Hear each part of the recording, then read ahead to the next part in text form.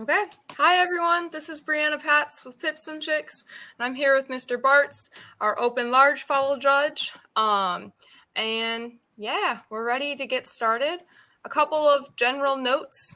Overall, we had 350, a little over birds. We had 99 exhibitors. We have $500 about in awards to give out. We had 1,700 birds overall, 280 exhibitors overall, and over $1,000 in awards, thanks to our sponsors.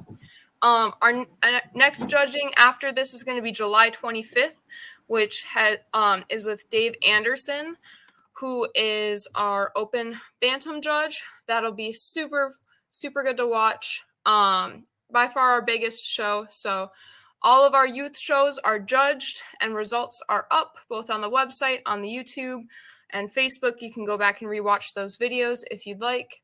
And then as far as the show goes today, we're going to start with American, then go to Asiatic, then Continental, then English, Mediterranean, and all other standard breeds before we get to Champion Row. So yeah, before we start, Mr. Bartz, do you want to introduce yourself, say a little bit about what you do? And my name's Phil Bartz. Been a licensed APA judge since 1991. Grew up through 4-H and FFA, was the state FFA Poultry Proficiency winner in the state of Illinois, which is kind of interesting for a exhibition person to win that. So that's kind of feather in my hat. I'm junior superintendent at the Illinois State Fair and judge all over the country. Have from California to Florida and judged up in Canada a couple of times, and just love judging chickens, and I love helping the youth, and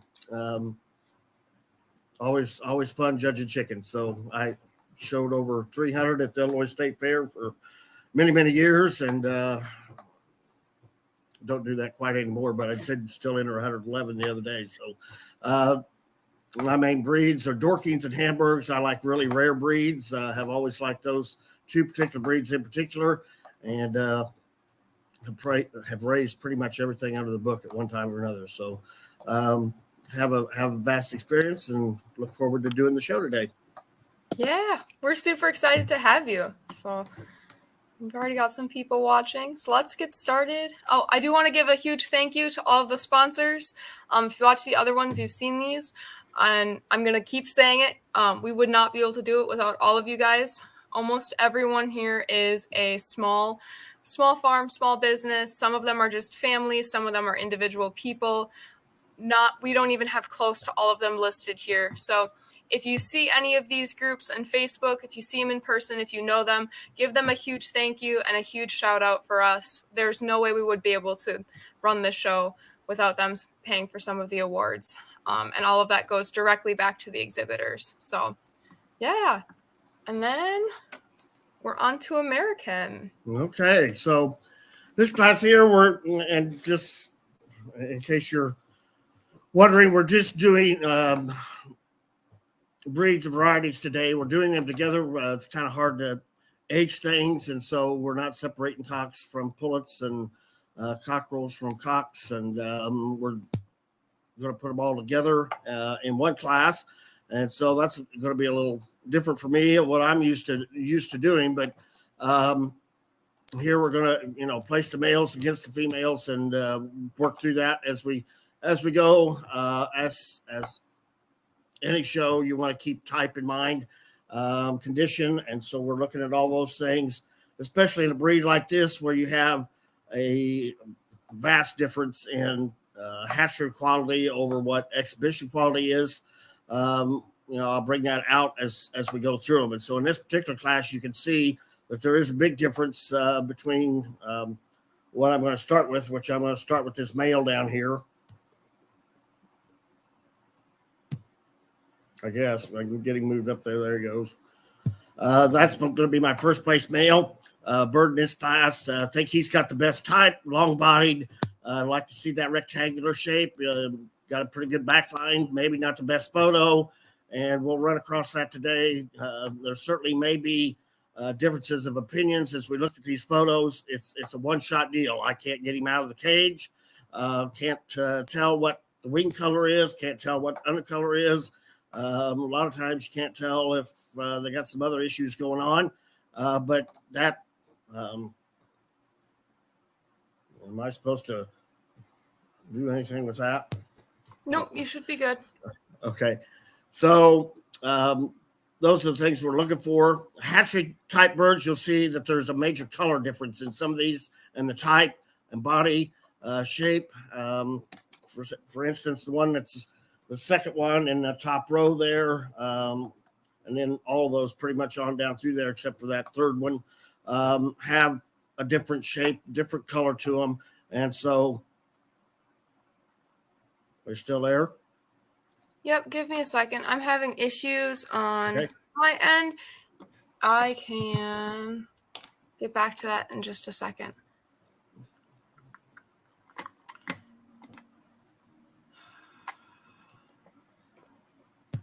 And here we go. Okay.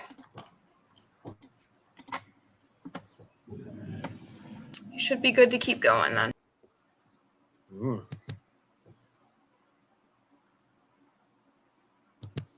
Now it's not letting me drag. Can you drag it? What did you do to it?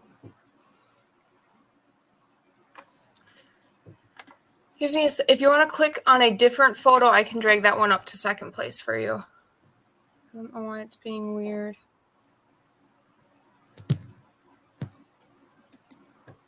There we go.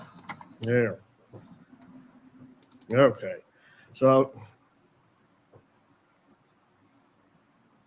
now go ahead and drop that one in there. Okay, so we got that. It's going to be second. And then third, we're going to gets a little close between these two, I think, but I'm going to use the overhen there. I don't like her color quite as well, but she's got a good body to her, pretty good shape. Just like to see her a little darker in her color pattern overall. And then we're going to use this one down here. Yep. That's forward.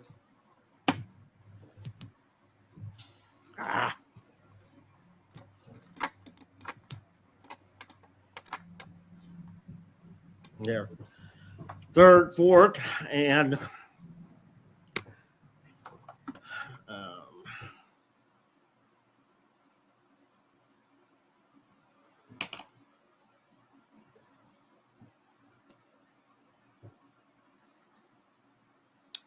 then this one down here. That one is going to be fifth.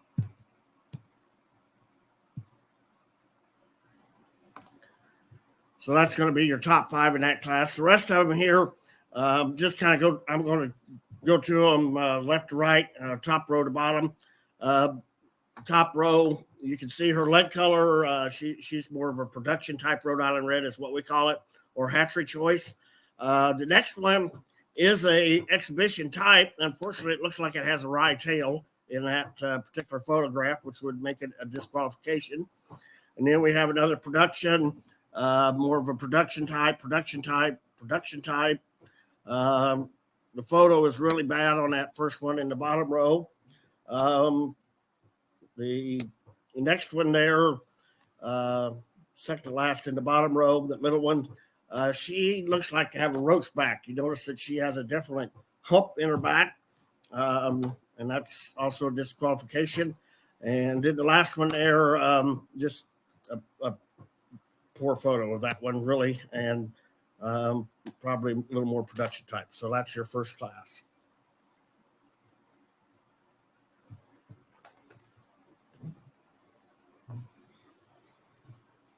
Okay. We don't have any You're good. rose combs, I think, later on. So the top 2 there be your best variety and reserve variety. Yep. Okay.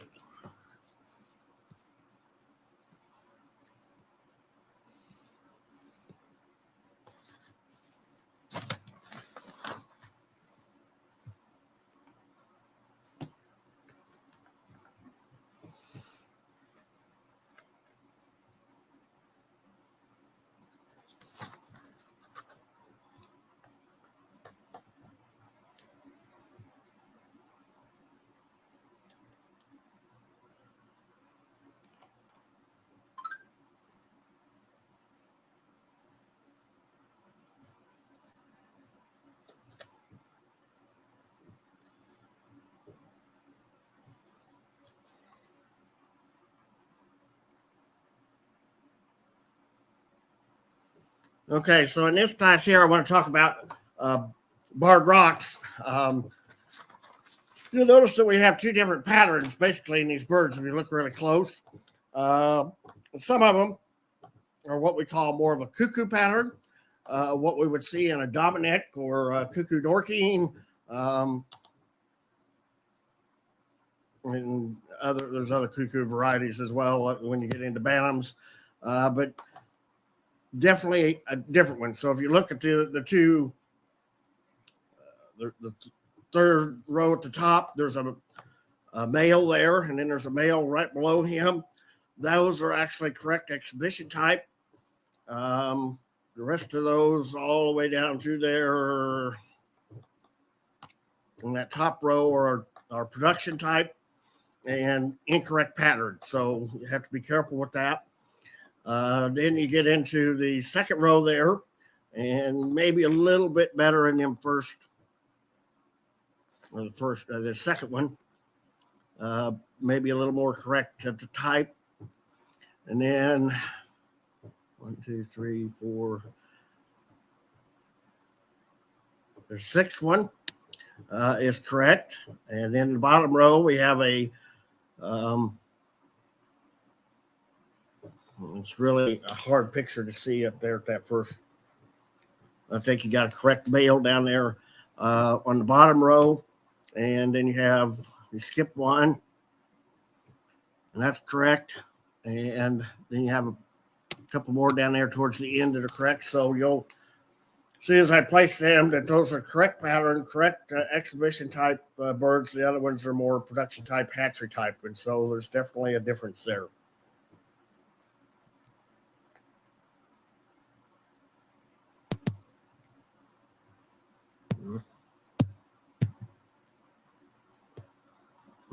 You got that. Okay, so that's going to be first. The other male right below that one's going to be second. Yep. Third going to be down here on this pullet. Bottom row, third from left.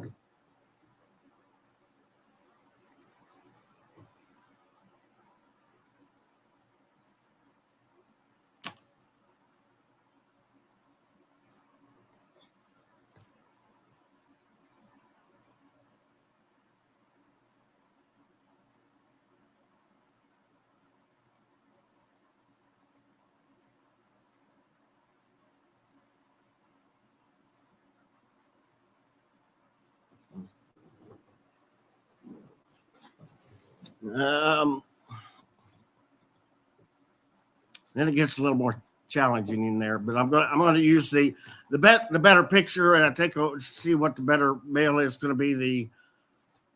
This will be the third row, third from the left. This male, the male that's on there he goes.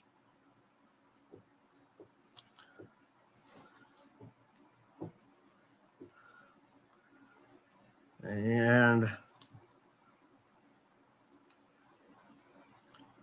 fifth then is going to be the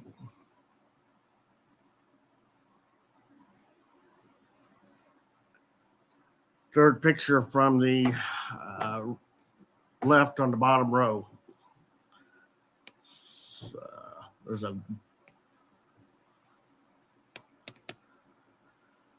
this one right there.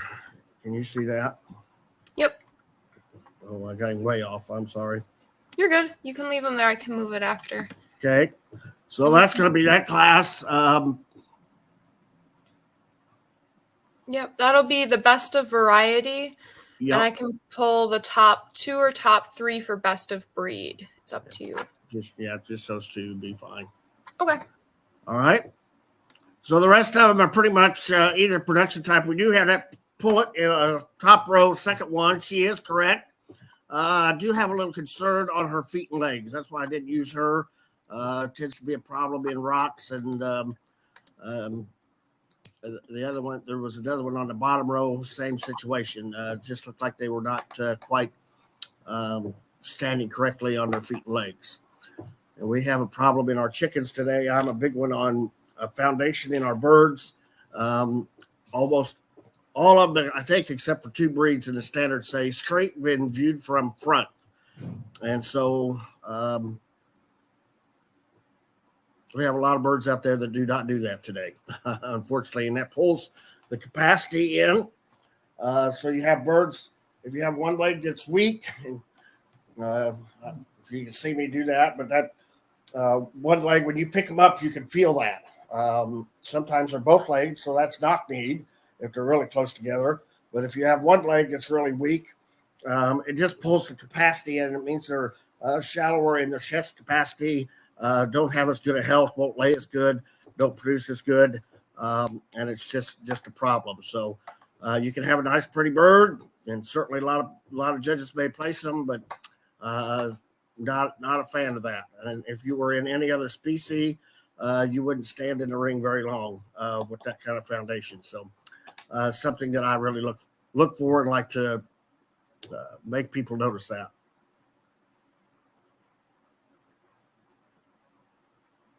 All right, moving on to any other variety for Plymouth Rocks.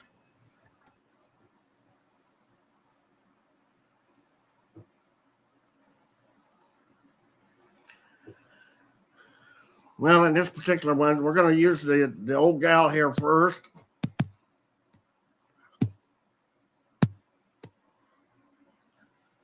And we're going to use this young one here second.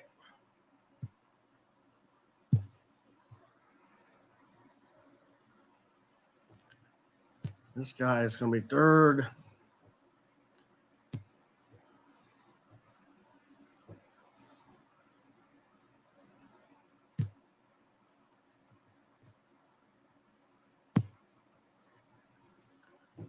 There's two silver pencil will be fourth and fifth.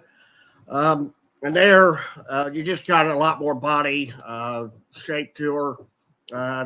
Definitely like to see more leg underneath her, a little fluffy, but still a lot more there to work with than the rest of them in the class.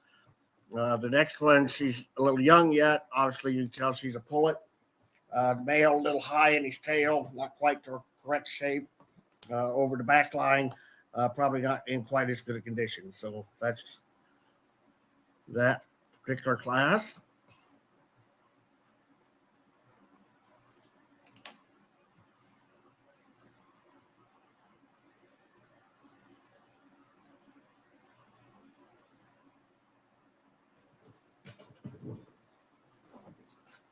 So we're ready for best of breed in this particular class. And I'm going to use the two barred rocks up there. That guy will be first, and reserve will be on that one.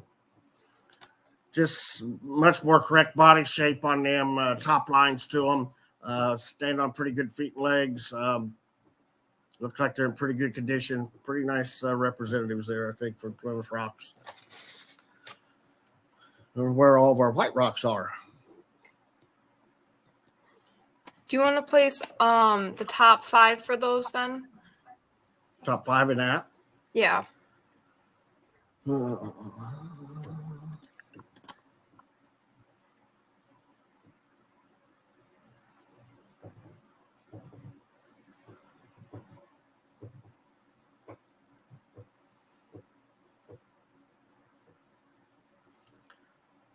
Now there's pretty close between the partridge and the other barred rock there. I'm going to go ahead and use the barred rock.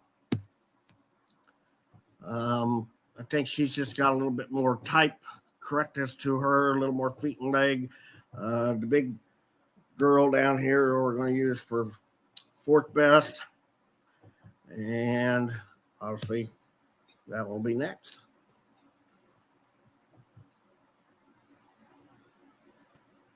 All right, thank you. Moving on to silver laced Wyandottes.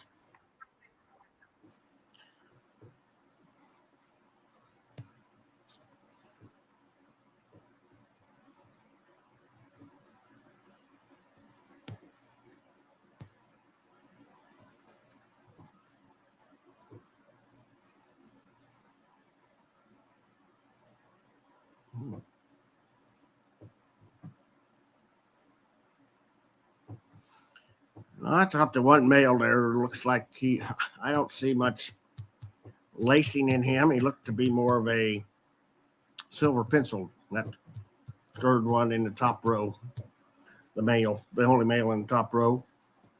Yep, I'm looking at it. It wasn't labeled when it was sent in, so Okay. it would be a penciled. Would you like me to move it to all other varieties? Move that to all other varieties, yeah, Wyandottes. Okay.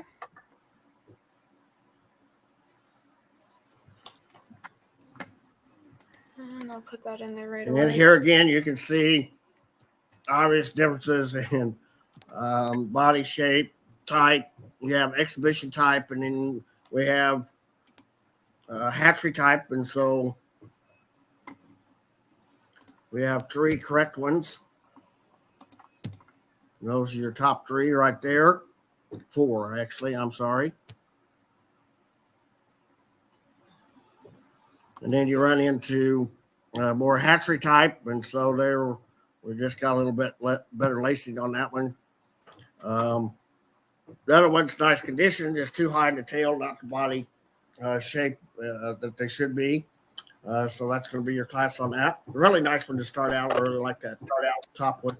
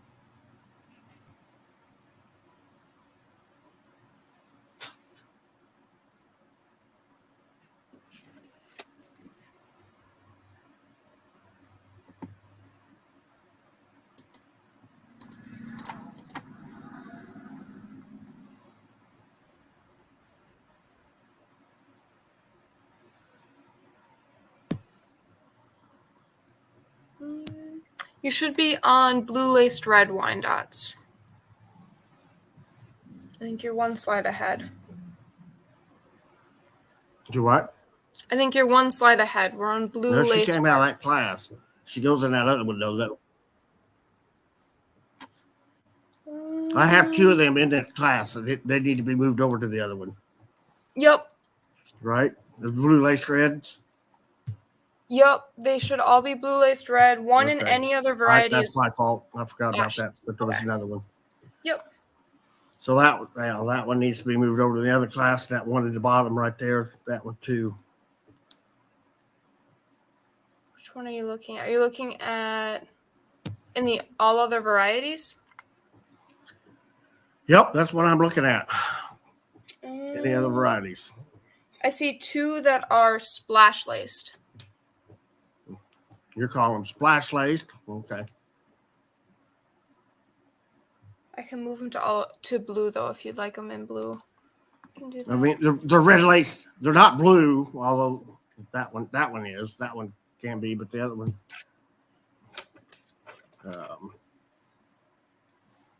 She's white laced red. I can't tell on that. Okay. I don't think she has any blue. I don't know. Hard to tell in the photo. Yeah. We can leave her there. Okay.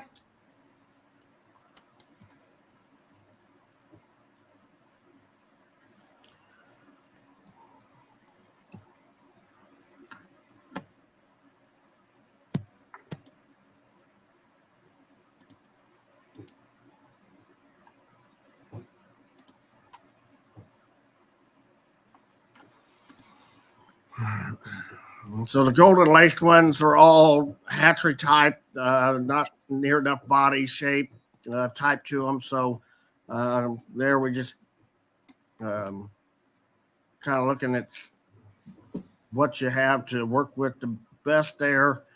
I'm going to use that one. And so the other one down there, I like her lacing, and she's got some body to her, but she's really young yet. The far right one on the bottom row, but just just too young yet to know what she's going to finish out. So that's that class. Pretty nice silver pencil male. You don't see them that nice very often. And then, did we miss one someplace? Did I go over it? Yep, you missed the blue laced red Wyandottes. That was before the any other variety.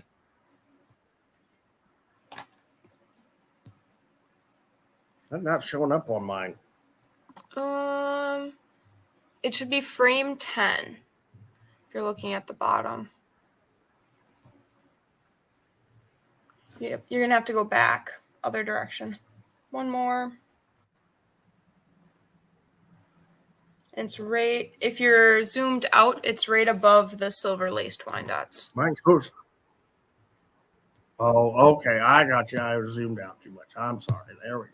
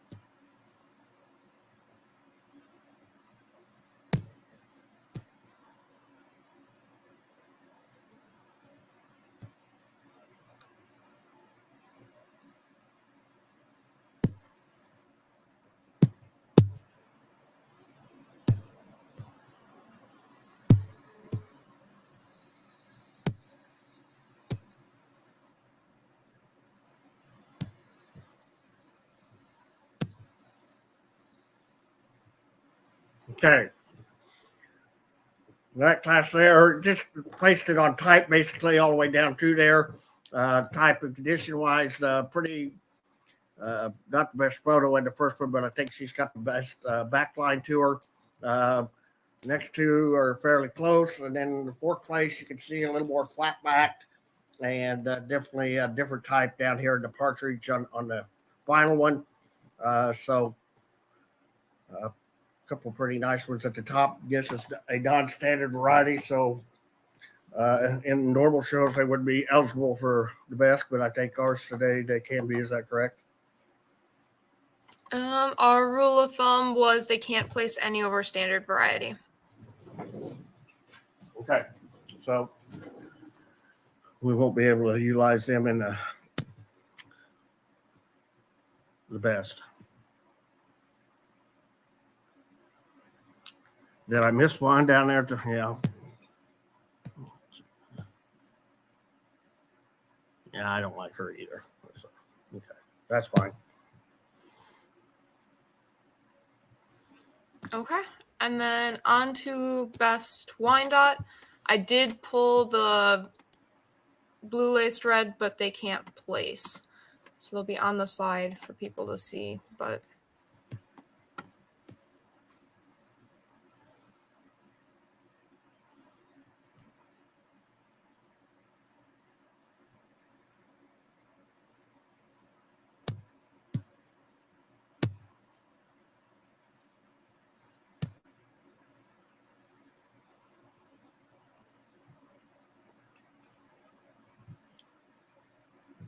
And then you could use them for third and fourth there, or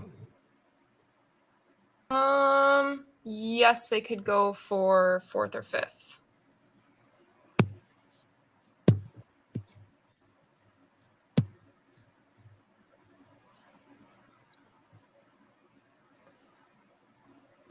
Okay. Really, a couple pretty nice ones up there for their type and kind. Female, not the best photo of her. I don't believe the profile there. You'd like to see them more like into when you're doing these photos. You like that side profile with their head hopefully kind of toward face towards you.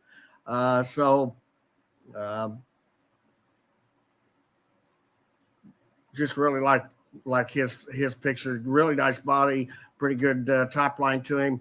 Does have some color issues there in the saddle and probably up in the front a little bit, but still a very nice type male. So that's going to be your Wyandotte champions. And on to Black Jersey Giants.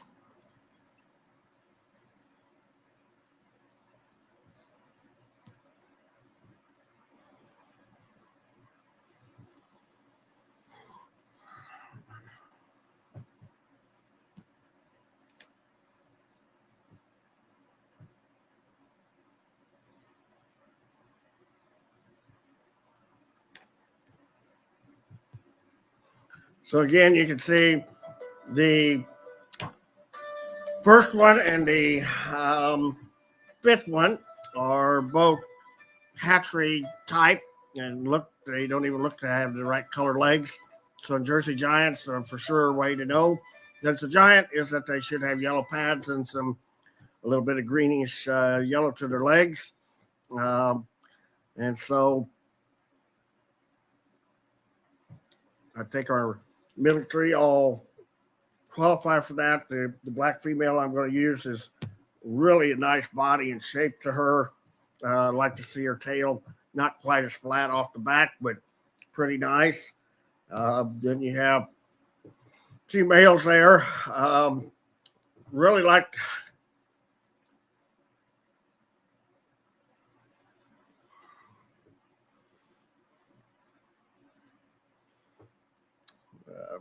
be the second picture between the two males. Talk about them. Some differences in shape and width and dimension to them, and also the leg issue. So I'm going to use this one. Maybe not the best in the tail condition there, but I think he's got just a lot more body and substance to him. And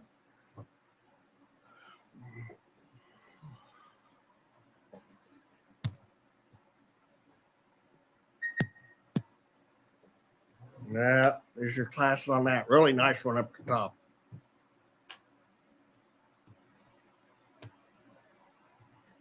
On to Blue Jersey Giants.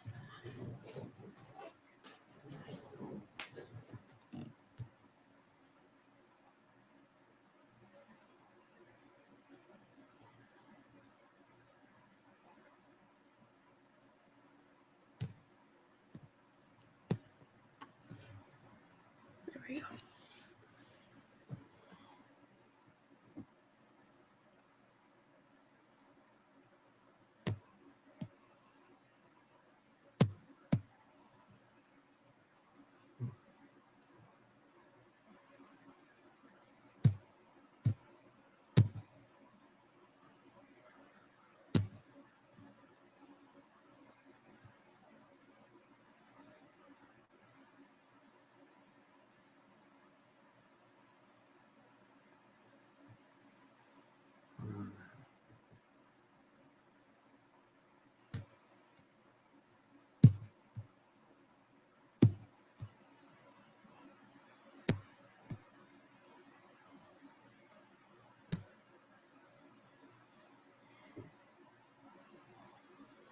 We're giving these the benefit of the doubt today because I can't look at them to see that they have or do not have yellow. So I would question both of them. They're probably hatchery type birds. You can just see that just a little different shape and body shape to those. First, second, and third, all really nice. The top two, I'm sorry, the female was off on the side of my page here, so I didn't see her at first, but just a huge body on her, really nice. What a giant should look like. Again, just like to see that tail up a little bit And I'm hoping that's just the way she's laying, that's not a rye tail. I don't believe it is. But I like that male as well. Just not a great photo on him. Maybe not quite as wide a body or as big a body as the first one there that we started out with. Third place, a little younger there, young pullet, not finished out there, a little darker inner blue, not quite as good lacing. And then more hatchery type in our final two there. Okay, on to any other variety Jersey Giant.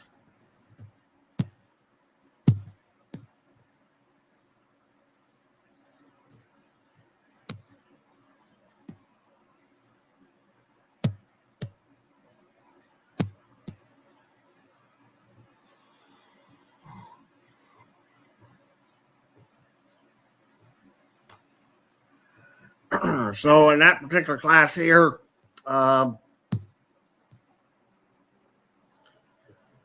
really nice white to start out there. You can tell she's got the correct color legs, right body type, right back, very nicely presented. And then we have our splash there in second, and a little more body, correct shape on her. Doesn't look like she has the correct leg color. I would question that if you picked her up. And then the third one there shows a little bit of rust there, I would say, and which that would be a disqualification. But again, it's photo, and so we're going to give you the benefit of the doubt today. Also question their leg color, but not terribly bad for giants there. At least they have kind of the right body shape and type to them. I believe we are on to Best Jersey Giant.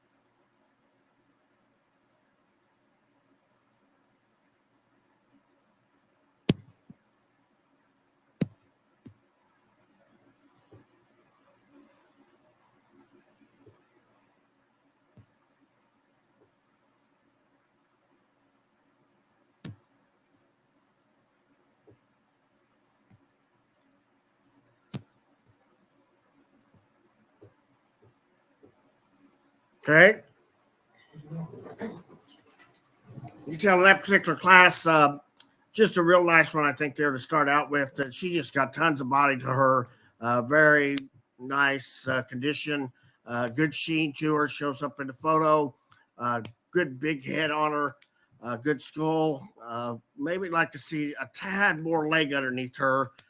Giants should have that good leg to them, and should have a little bit of spacing there, a little more so than an Orpington or an Australorp. So we have about 4 different. You can have black Javas, you can have Australorps and Giants and Orpingtons, and they pretty much can all look the same. So you have to be careful there because there are definitely a distinction. When you see that head like that giant here in this class, that is the best. I mean, she just looks like a giant, and that's what a giant should look like. And so I appreciate her for that. And the white one there, not the best photo. I'd like to see a little better photo on her, but definitely very nicely presented, good condition. Again, maybe not quite as much body as the black male, but overall pretty decent. So good class of giants there.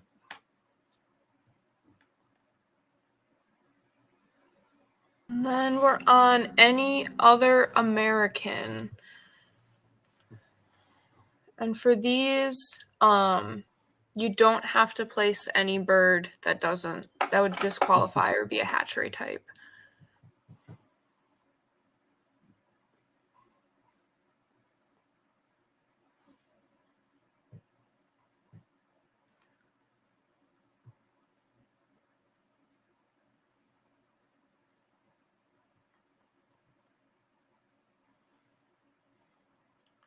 Well, this class here was pretty challenging. I'm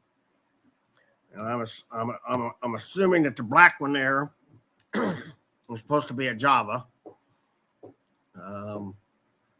She looks like a giant, so you can't see her legs in that photo.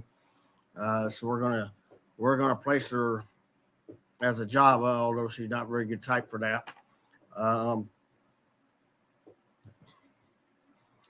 We're gonna assume the red one, the second one up on the top row, is a New Hampshire.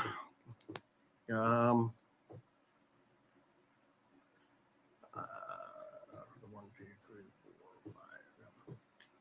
male second from the right on that side. I'm taking that he should be a Buckeye, but he looks not to have a pea comb, so I'm not going to use him. And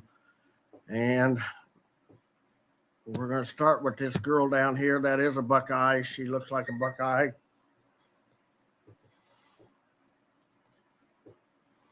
We have a couple of Delawares that have some major issues with coloring over the back. A Dominic there that doesn't have the correct shape.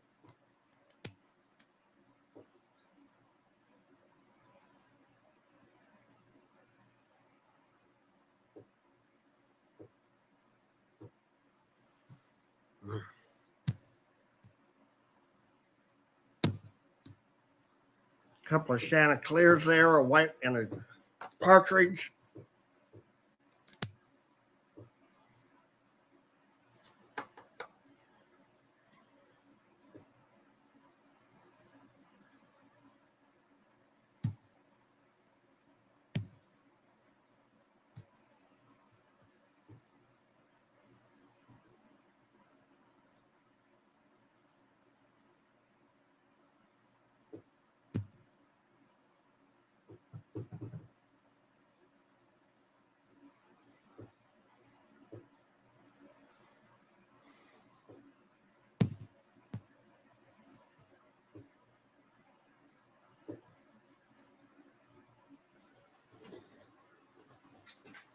No, that'll be that particular class. Is very challenging on that, to say the least. Then we have several in there that are hybrids. There's a looks like to be an Americana down there in the bottom row, and there's a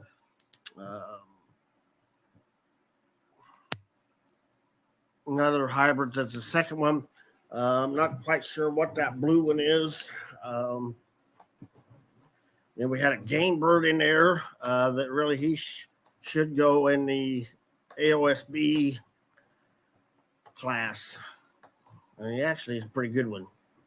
That's the first one up on that top row. He'd go into game, American game. Yep, that one was entered in the wrong class, which is a disqualification. Okay, so incorrectly entered, but that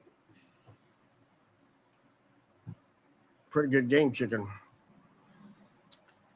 And I think that's that class. And then we're on to Best American. Your first place birds are all on the top row, the best of breeds, and the reserve of breeds are on the second.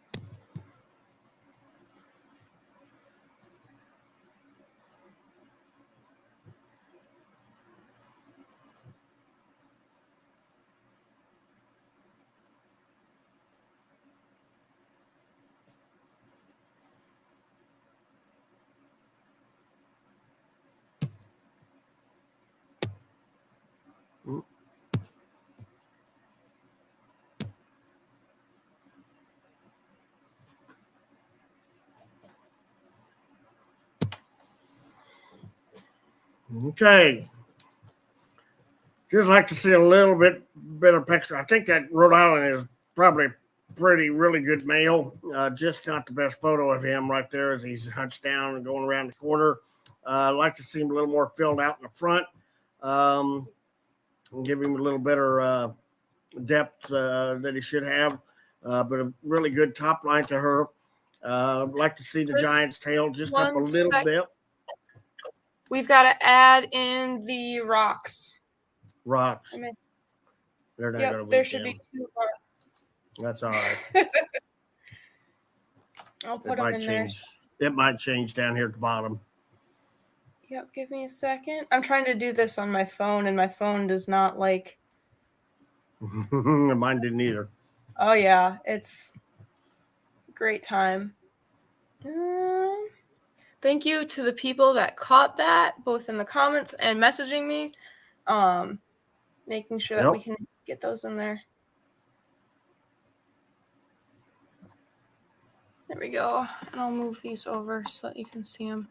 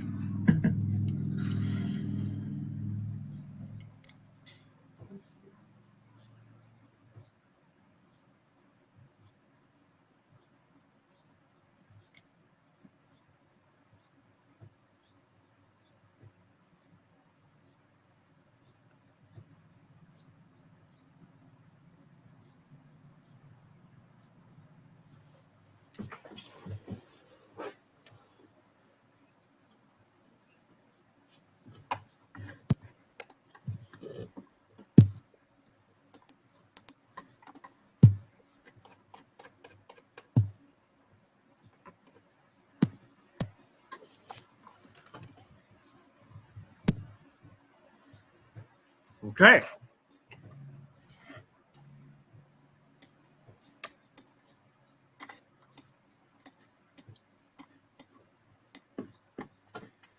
We're all nice from Americans there. I really like the top all 5 of those. I think are very good birds. Even down there to our reserves, pretty nice.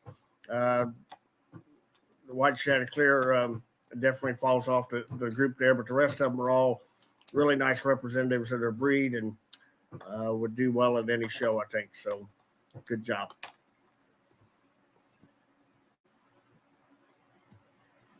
Okay, on to the Asiatics, and starting up with best of variety black Cochins.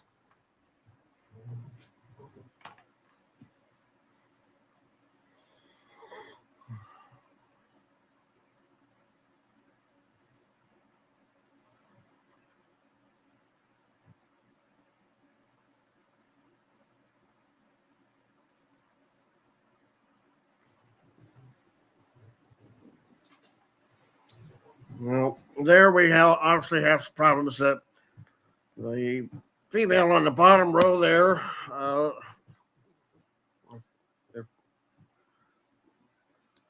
don't think she's probably a largefowl, but she definitely is too small. And then we have condition problems and type problems and all kinds of things in here. So the ones that I can see the best, again, this is one that you really need to be able to see the feet and leg color there. They need to be yellow, not green, not black, not willow. They should be yellow. And so usually there's a problem there. But we're going to use this guy, I think, follows what we need to see the best.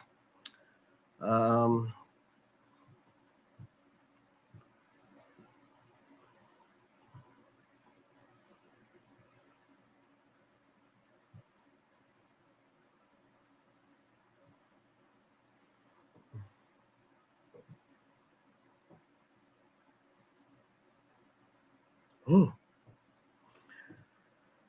So then the judge just shakes his head and says, now what? There's not much else to choose from there. Probably the next best one, and has no tail shape whatsoever. Her tail's half missing.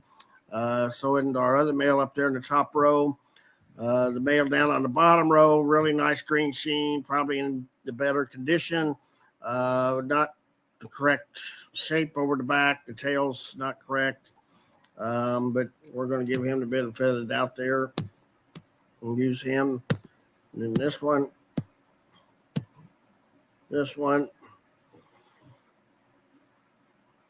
and I'm just really not sure about that one.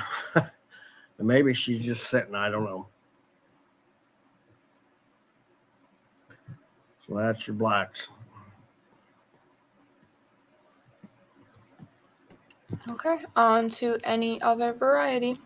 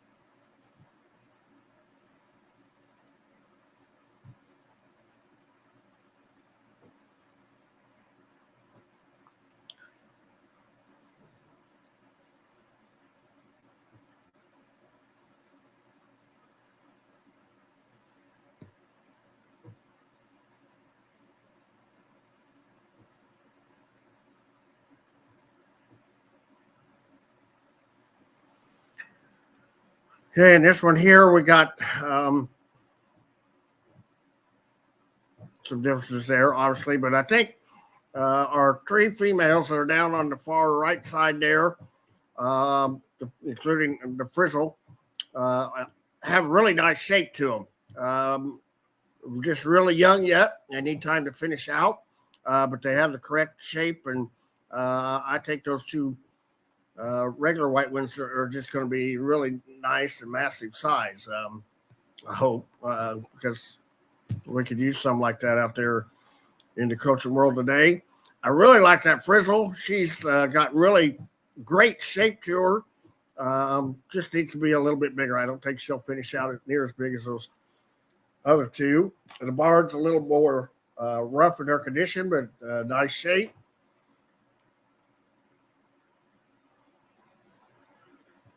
So here it's just a matter of opinion of what you think that's going to be. But I think over the top line, this one here looks like she's going to have the best.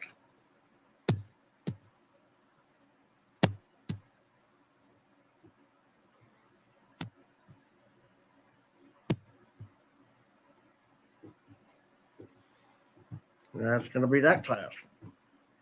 Cochin, just a little bit. He looks to have really good buff color. Just have to correct shape to him over the back. Needs more width. Up there, tail not correct. Pinchy back in there.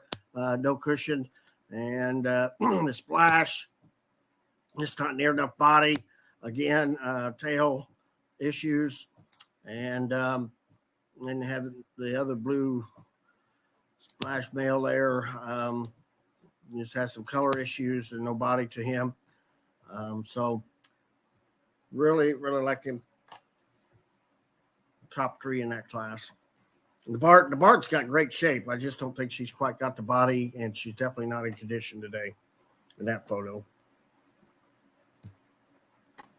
Okay, moving on to best Cochin. I've got your first best of variety on top. I pulled the second black and the second and third any other.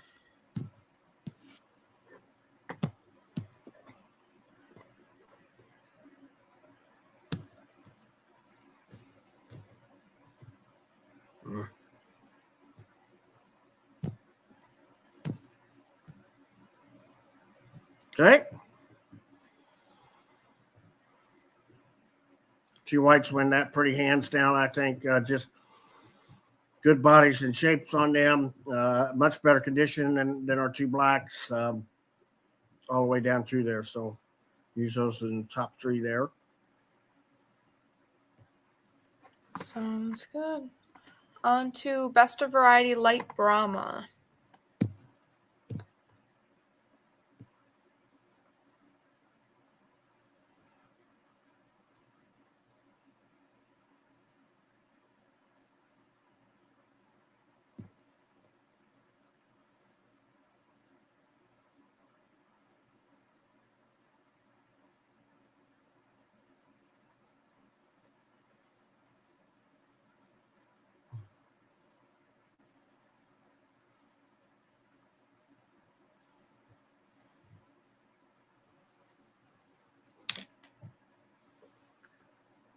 Unfortunately, here we need a lot better photographs of a couple of these birds. They're not showing the best in these photos. I'm sure they are really nice birds.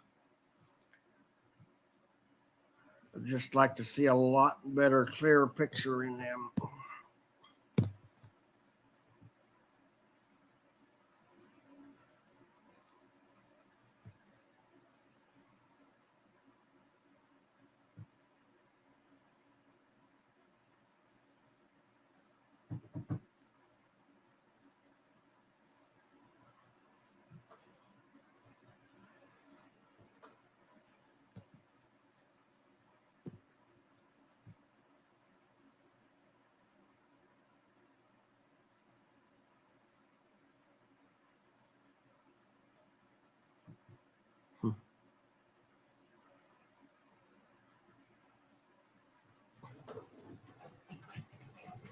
So some of the things that I'm seeing, like the bottom female in the bottom row there, all the way to the right, great body, great type. I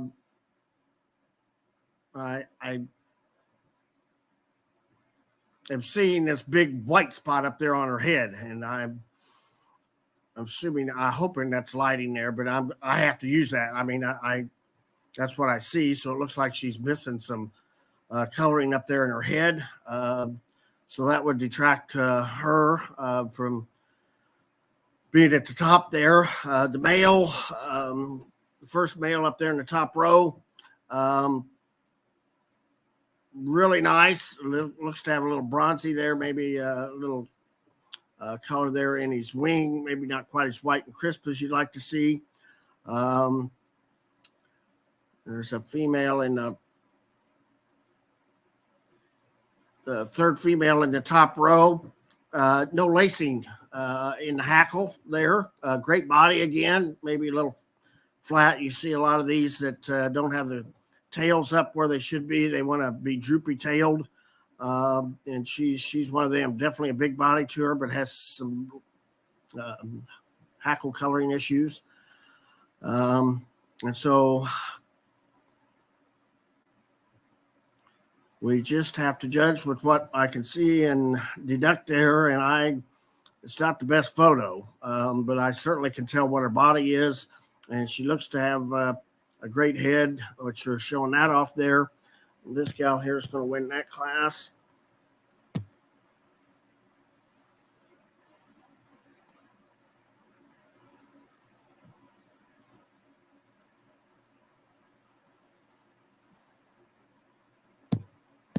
I want to use that male there.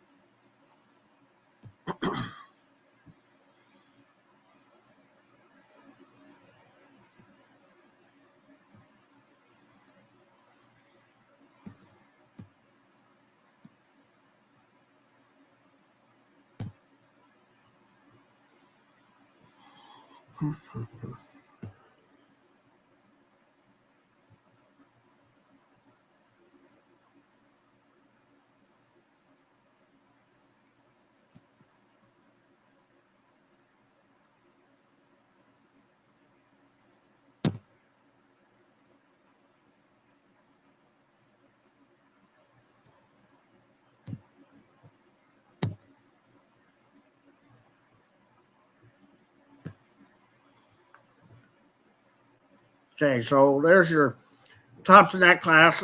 Really nice to see in this light brown class. Usually in a competition like this, you'd see more hatchery type, which that bottom row has a couple of those females in there. The top male on the left in that top row, all hatchery type. You can see a big difference there.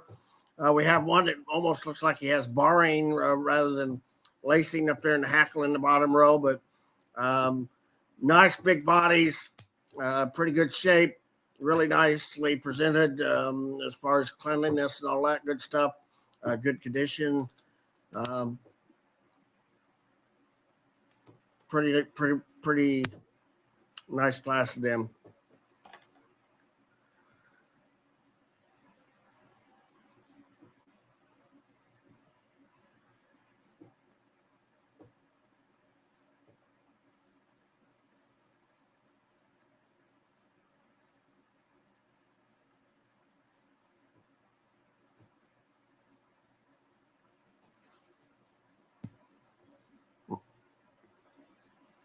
Oh my God, I just did something bad there.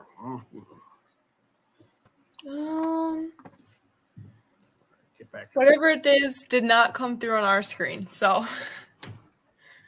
No, it's my screw up.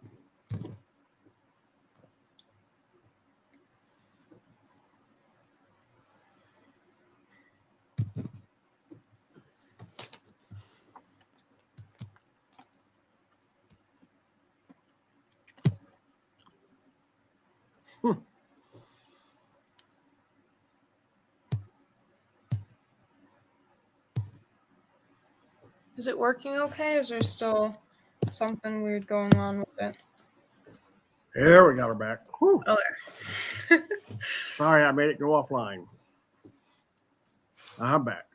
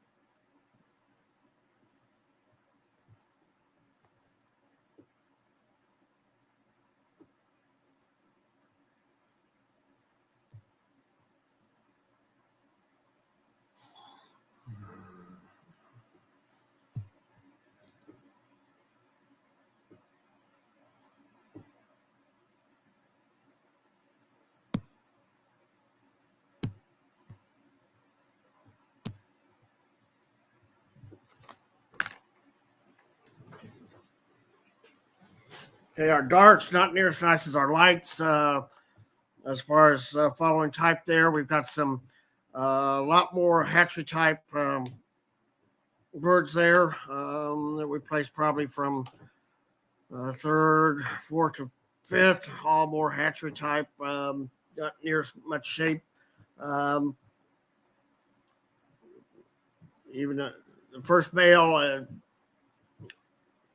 okay, just lacking a little bit body and correct type on them. I like to see a lot more front to them. Pretty decent color on the first one. Then you run down into our females there and just get a lot more pinchy, a lot less width of body, not near as much depth and correctness of type and shape on those. So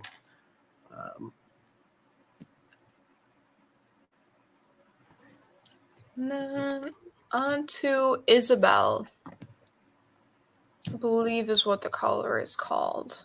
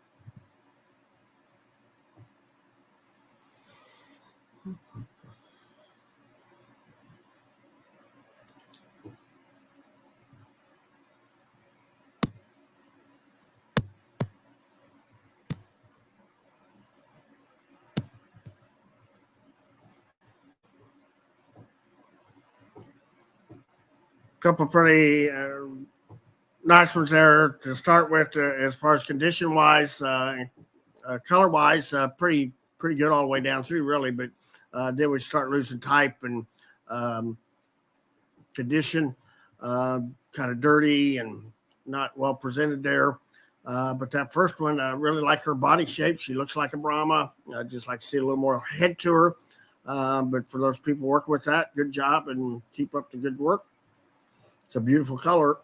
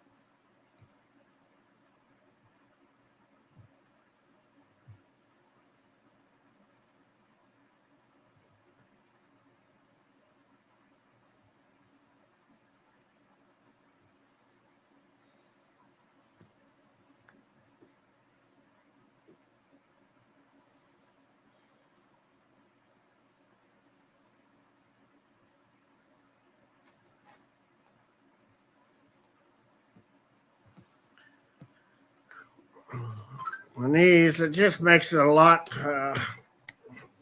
more difficult when they're still in the works. There's a lot of work yet to do in the partridge, white laced reds, the blue laced reds.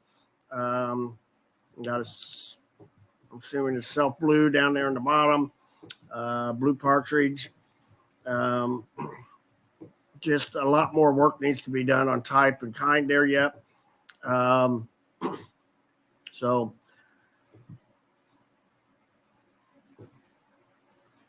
she's not got the best tail condition. The buff is, of course, a standard color. She's got a little bit of missing some tail there. But she does have correct body shape. Nice and deep. See how deep she is from her top of the back line down there to her joint of the knee. Just really deep there. That's good. That's what they should be.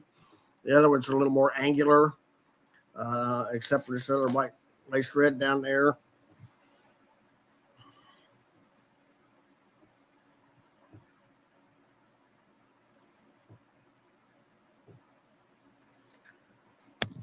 So we're going to use that girl first. We're going to go here for second.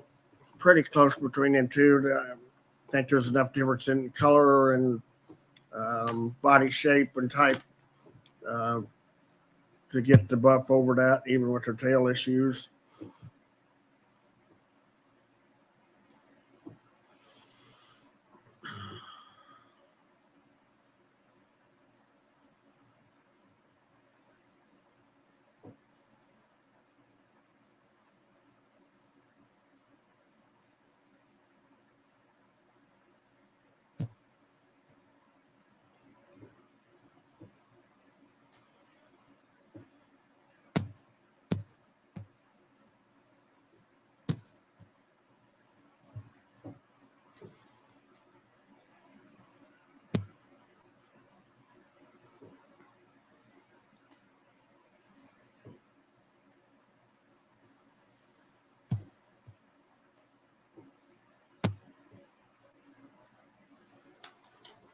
Okay.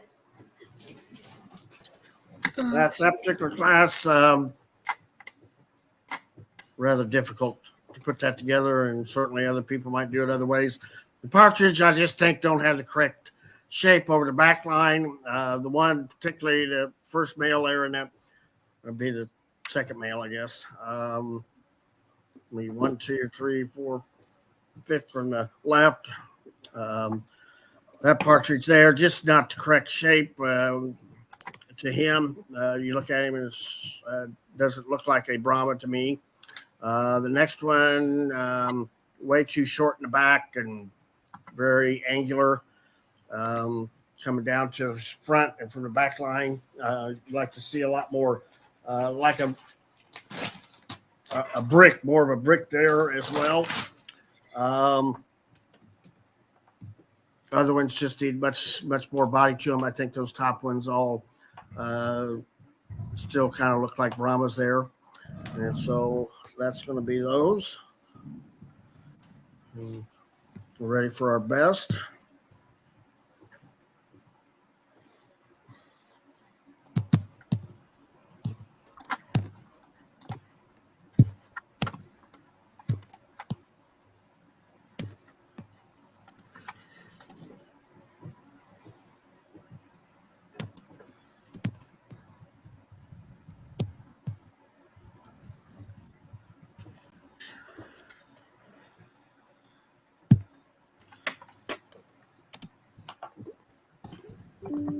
Okay.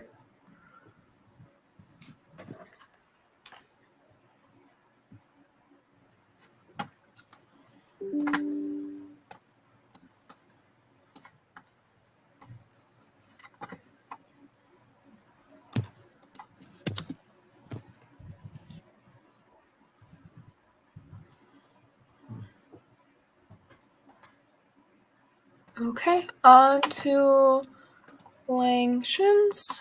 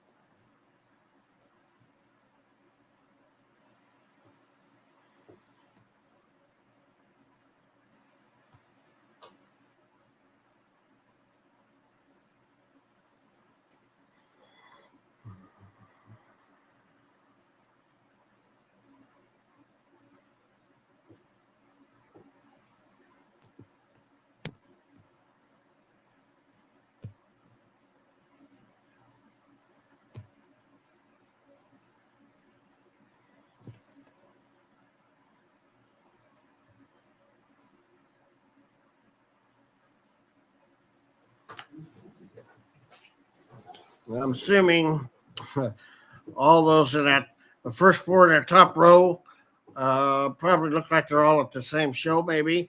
And they're just way too dark. I mean, I can't tell anything about those other than the silhouette of them, basically. But backline's not quite more V-shaped rather than U-shaped. So that line over their back should be a U in there. You like to see some width over them. A lot of times these tend to get too narrow, and it just totally destroys their profile. And so I think we have a lot of problems with that in this particular class. Just get way too narrow over the back, too angular, not enough front to them. They got to have some front. You see that one that I picked? She's got that big front, carries that depth all the way down through. Backline not perfect as I'd like to see, but I think she's just got the most body of any of them that I see in that particular class.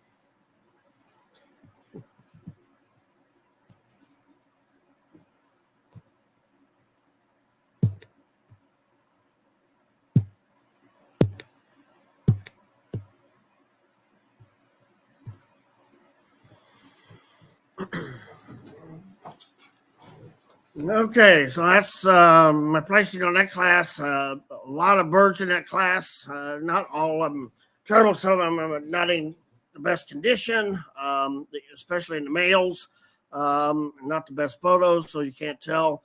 The first four there, the black silhouettes, just way too angular, not enough bodies to them.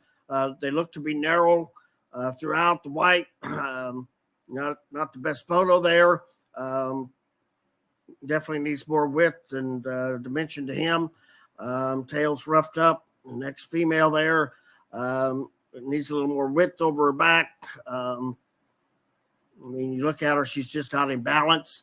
The next male there, a little more probably hatchery type bird. And that second to last on that top row, I'm not sure. Can't see much what that one is, period. It looks really small. The last male on the top line, I mean, he looks nice. But again, he's not quite correct in my estimation. It just needs a lot more dimension to him. Maybe you see his legs there too short or something. It's not correct there. His balance is not correct. He's really nice condition, got good sheen to him. Tail line maybe not quite correct. Back line there. Then we have some blues down there on that bottom row. There's two younger pullets. Just really young yet. You're not going to be able to tell what those are. They could be fairly decent when they get their age on them. The blue male there just needs a lot more width and body there. He comes down pretty angular, not quite as nicely balanced, not correct in the tail. They need to have that good spread to them. The one male down there is really probably a pretty good male. His wings are a little low for me and has correct U-line in him. Really nice back line, but just really roughed up in the tail. Not nice conditions. Got a good head on him. Nice breeder bird. The next one, again, not the best photo there. You can't really tell exactly what that one is. And then the blue female is just a little young yet there. So that's your Langshan group. On to best of class Asiatic, I have your best of breeds on top, your reserves on second, and if you want me to pull the third of any breed, let me know.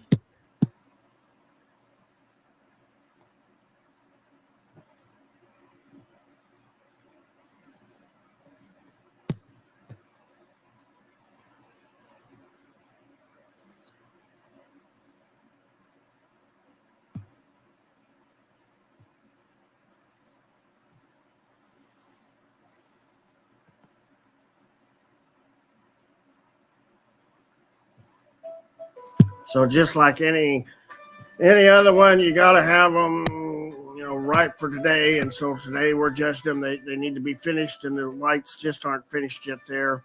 Not quite as far along. I think they could be fairly decent, but we really can't tell yet. Brahma's really nice. Langshan, I really like her body, her depth, her width, and she's just got it going on. Maybe like to see a little more U-shape there, a little more length in back, and change her up there. But the tail line is good with the head. Good front to her. Really nice birds. So good class Asiatics.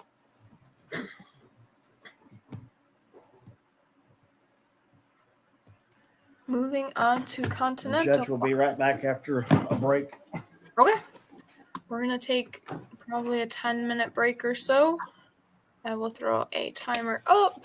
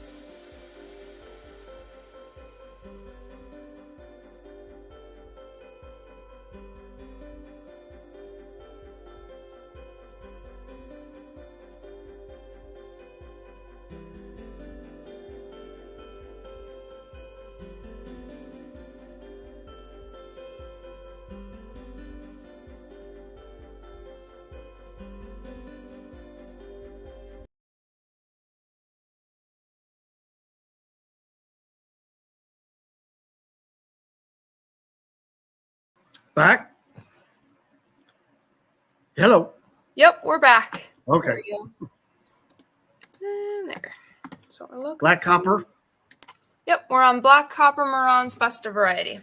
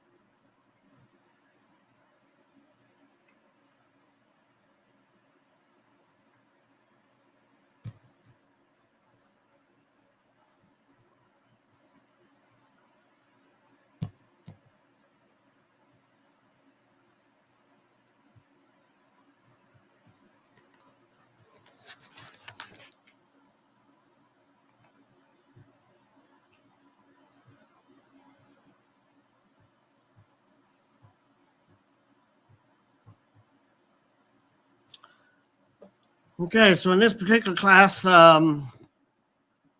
definitely you get a wide range of types and kinds over them, but the kind that I like is what that really the third place one will probably be the best. He's got the best depth, and again, I like to see that nice width down along that keel bone, breastbone there. Carry that breast all the way down back through those legs. I'd like to see that first place one. He's in really nice condition, and a little further along in his maturity. So I'm going to have to use him today for that purpose. Just like to see a little more width over his back and a little more depth and breadth as you carry it on through, but good color, good condition. Second, the female there, a good body to her. I like her shape and kind over the top. Maybe not quite as good a condition. A little further along, she's probably more of a hen, but looks to have good copper coloring and hackle.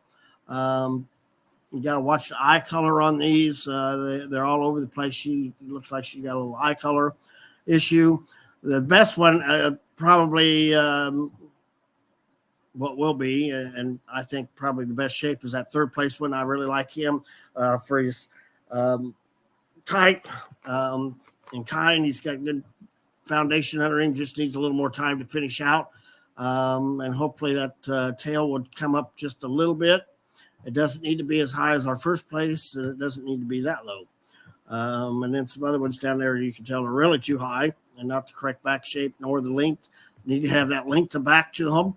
And so our fifth place one there doesn't follow, you can tell, doesn't follow the shape quite as much as our top four there, but he's definitely in nice condition. He's got some width of body and some depth. Maybe needs to carry his length of all that underneath a little bit better. Again, in the bottom row, that fourth male, another pretty nice male that'll come along in the future, but just not today. He's not finishing a tail or hackle, really young yet. Other ones just have a lot of type issues there. Comb lopped over on the one, color not quite correct. But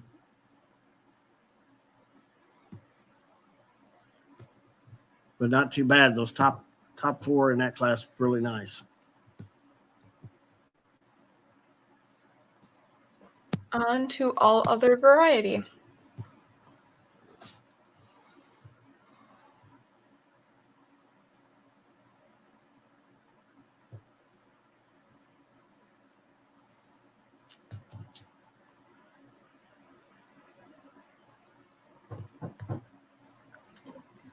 Mandy Connor asked if this will be on YouTube. Yes, it will. It's live on YouTube now, and you can go back and you should be able to see any classes or anything that you've missed before.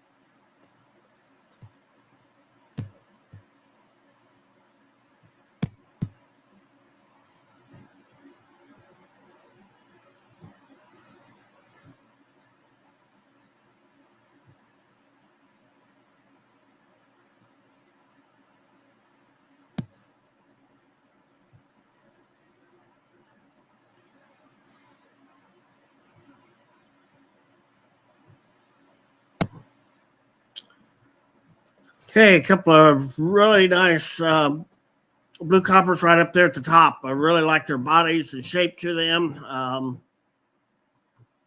Correct and following the pattern of the breed type, and just nice carry throughout. Then we have a couple of blacks. Not the best photos there, but I think they are pretty decent type. Follow that. And then we got a splash down there on the bottom. Again, I think he's got a pretty nice type that follows through. The blue copper male down there, I don't see any feathers going down the shanks there. Not saying that they might not be some, but they're on the incorrect side, so I can't see that. He would have placed up there in the top 5 had I been able to see that. The other ones just have lots of type issues there. So still some work in progress on those colors yet to be put in the standard. We had a question. Yep. You mentioned in the black copper class, a bird had a lopped comb. What is usually the cause of that outside of the Mediterranean class? Just overgrown combs. I mean, the Marans or the males can have pretty big combs, and so if you're in the South, it really make it bad. Makes them grow faster, develop more. But that's just, you have to watch that. The females, I like to have a little lop there in the back on that. I'm not for sure. Skip Bittner and I have talked about that. Of course, a great Marin breeder in Georgia. But that's usually the issue, that if you use a really big female lock comb, you're going to have problems with the males. So you just got to watch out for that. I mean, that's a genetic thing that carries through, and you got to pick for that. So use a little smaller comb on the female if you got a really large male. But that third place one there, that's about right for his development. It's going to get a little bit bigger, but it won't be lopped. And the females, again, I like. It should stand up good above the head, just not, huge. And it can have a little bit of lop there, twist in the back is acceptable. Yeah, great question. I went back to the slide just so you could see that comb he was talking about. Now this one here, that one, I think, is probably, that's the lop comb one. Yep. The one I picked, that one. And that one might be too, a little bit. Okay, on to best of breed Marans. I have top 3 from each variety, and then your best is on the top row. Yep.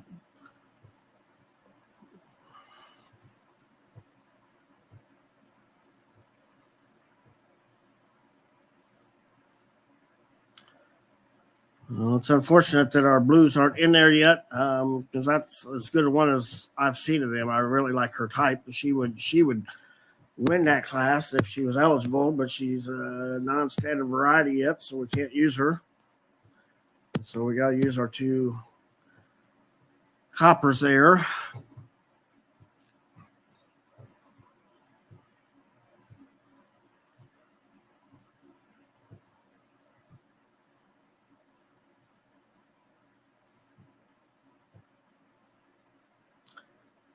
Then we can use her.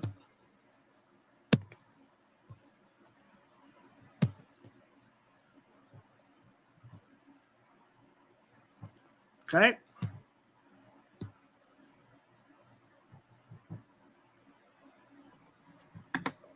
Sounds good. On to best of variety buff laced Polish.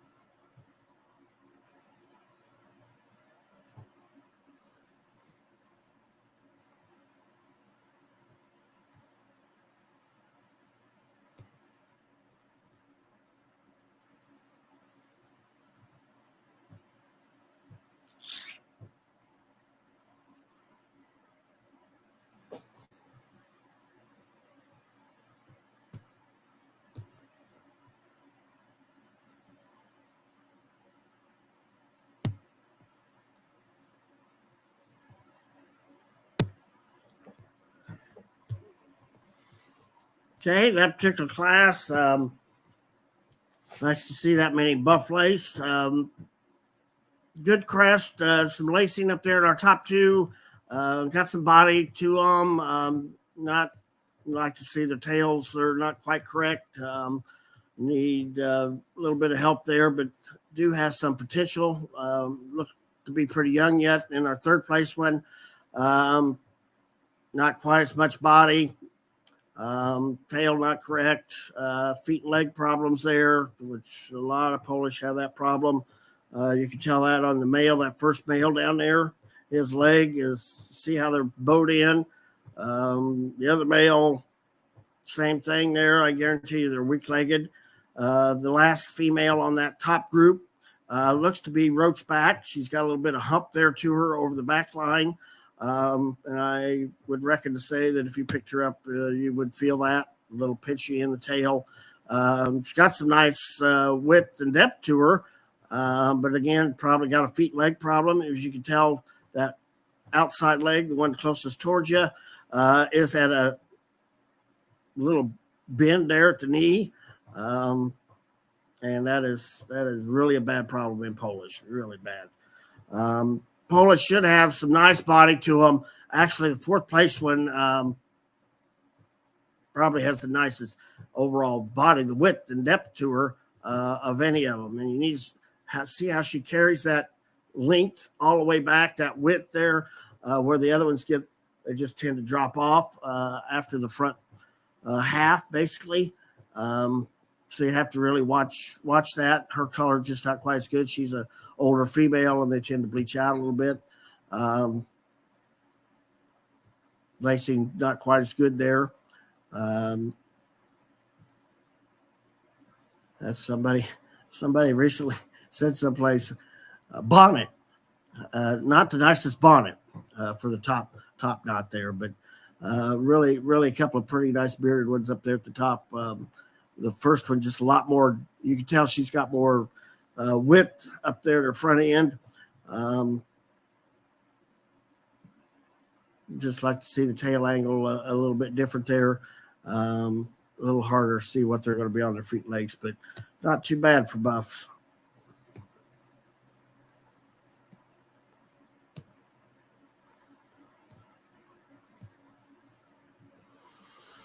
Oh, I've been dreading this one. Oh my gosh.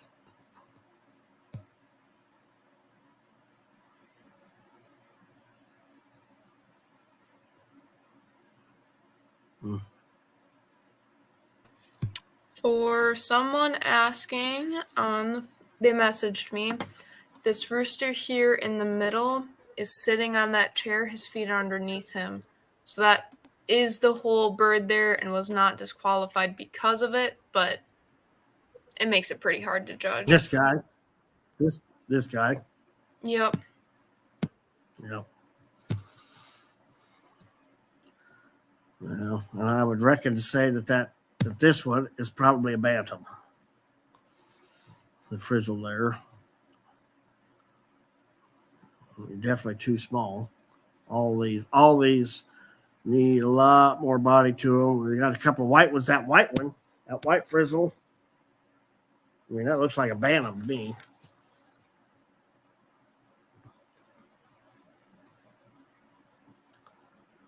Oh my gosh.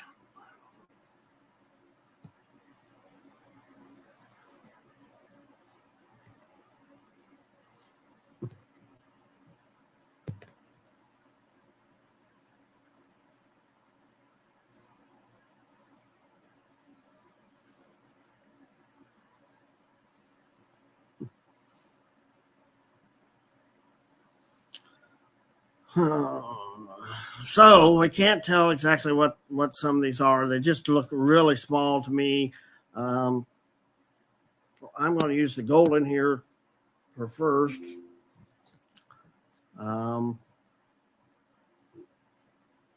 Pretty good lacing, nice width and depth of body to her.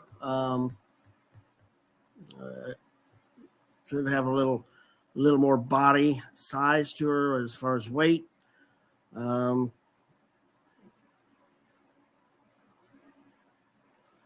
Most of them are just really too small. Basically, we're going to give them the benefit of the doubt in the photo. The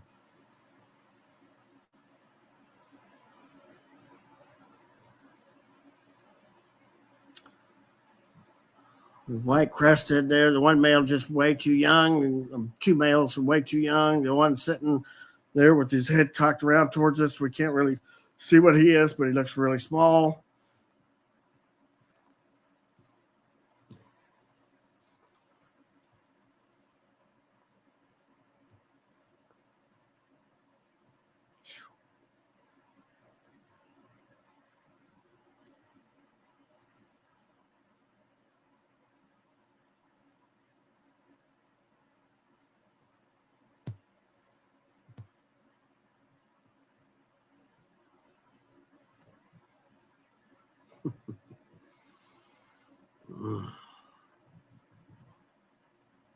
If you feel like they don't fit the standard, they don't have to place, and you can place just one through however many you feel do. And basically, that's what I'm going to do here. I'm really just lacking. I cannot tell or differentiate whether the bantams or standards. The Talbot, they're just way too sloped over his front end. This one right there, white and tail, and our three females down there. The middle one is, the first two are probably roachback, it looks like. The other one is not correct in body style either. Cuckoo looks too small, as do the frizzles. All look bantam size. And this, I can place that guy. I'll give him second. I mean, I can tell that one is a large fowl.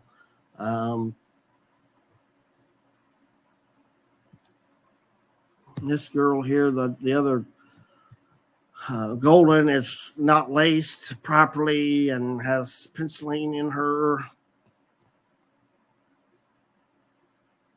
We're just going to leave it at that. Sounds good. We need lots of help. We need lots of help there. Sorry. I like Polish. I've read lots of them. Okay, on to best of breed. I've got these 5. If you want, I can pull more buff lace. No. Oh yeah, you can pull more of the best because they'll beat all them, I think. And we've got awesome. Ryan's already on it. Looks like.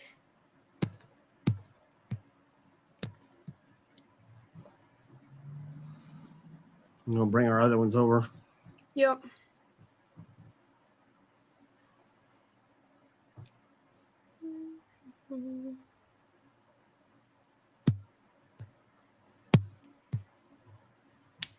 There we go.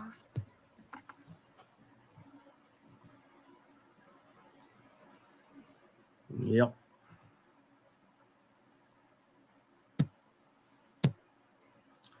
Just a lot more body and size and shape on all those buffs compared to our other two down there.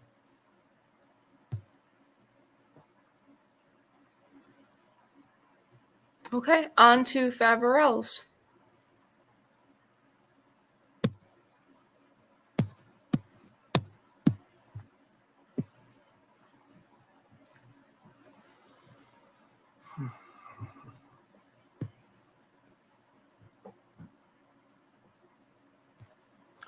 Our first male there, it looks to have some side sprig issues there, it looks like to me.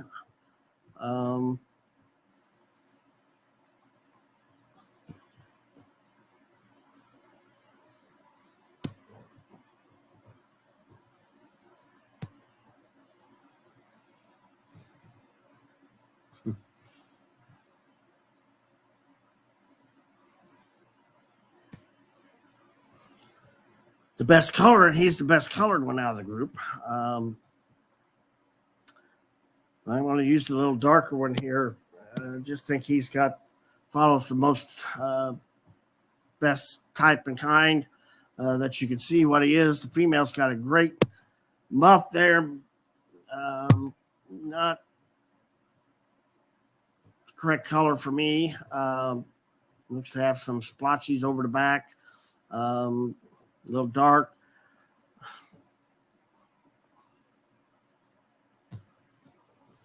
And we have a side profile down there on one. That's not the best to do. Again, color issues. Male with not the right type at all. The second female there got a great big old body to her, just no leg. And Faverelles should have a little more leg than that. Really squatty. Pretty decent color.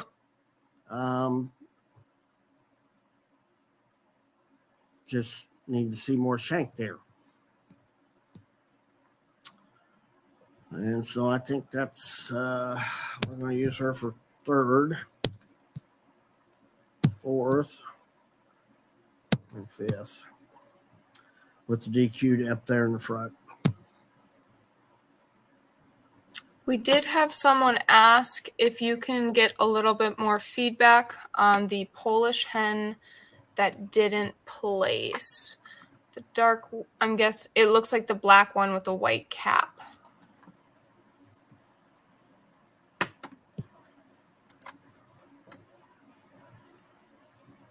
So if you can, if there's Where? a little, and best of breed Polish, that black hen on the bottom with the white cap.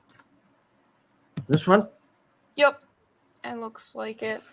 Too small. Nope. Sorry. Next slide. Oh, buff laced. Sorry, never mind. Oh, the buff lace.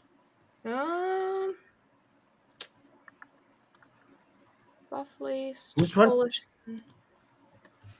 This one. Let me go back to the slide to make sure we're talking about the same one. Dark wooden. And white background. I don't know. Lily, which one are you talking about? We're looking at, she said the dark one, the dark wooden and white one on the far right. Yes, that this one. Yeah, that's the one that I said has a roach back. So if you look over her top line there, right in front of the tail there, it looks like there's a little puff of fluff there showing in the middle of her back. But if you look at her, she's not straight. It's got a little hump there. We call that roach back. That's a big problem in Polish, are notorious for that. And she looks like she has that to me. I mean, I can't guarantee that, but that's from the photo. I would say she has that. And she also had the leg issue. If you look at that front leg, it's bent at the knee. It's not straight. If you look at her, it's not straight when viewed from front. It's weak leg structure. So those were her issues. Awesome. Thank you. Yep. And then to best of breed, any other breed.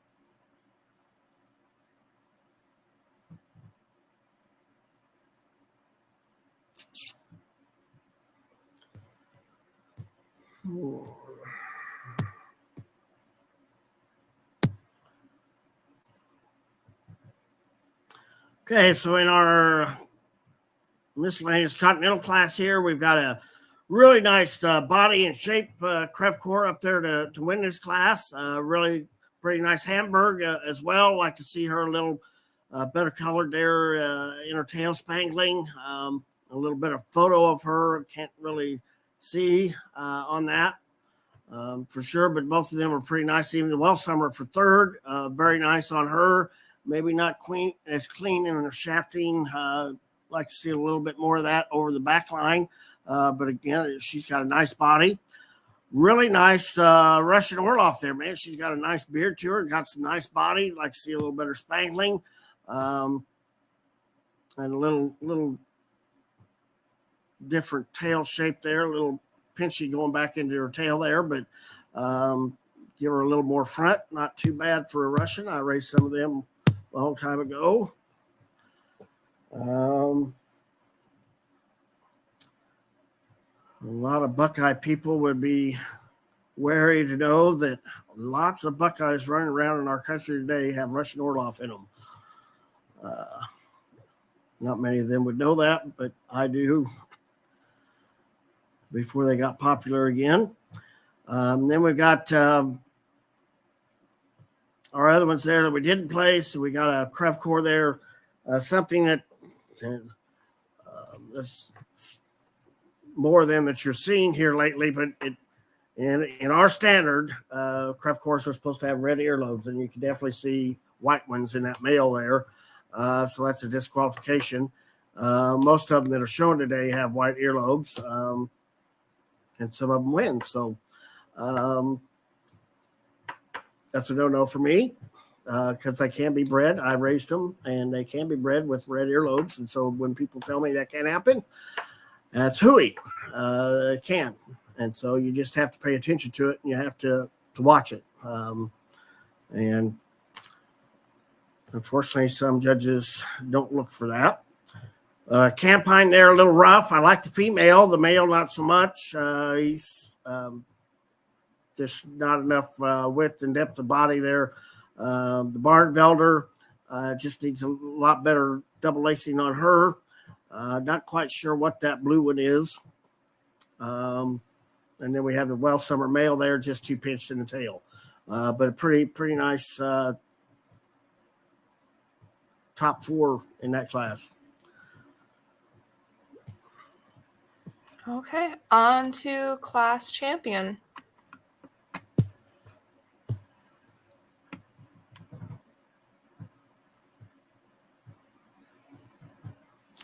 And see, that's one good thing you don't have to worry about in the photos. I don't know whether she has white earlobes or not, but I really like her body and type and kind. That's the way a Crevecore should. They should not look like a Polish. They need to have a big old body to them.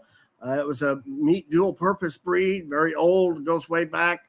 Them gals need to be deep and width and breadth and all that, just that deep body. Think more, I raised Dorkings, and so I always think they really are dorking with four toes and a crest on them. So that's, think more of a Hooten, pretty similar there, but really like her. The Polish, just not quite enough body and depth and width and correct shape on them. The Maran, I'd like to see him more width the body over the top. He's pretty narrow. He's in great condition. Looks pretty in the photo, but not as good a bodied as I'd like to see. So we're gonna use our Crevy. It's gonna be your champion.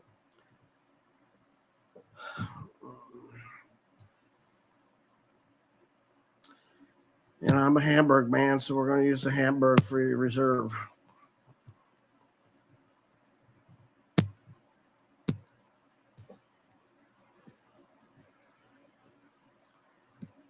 Okay.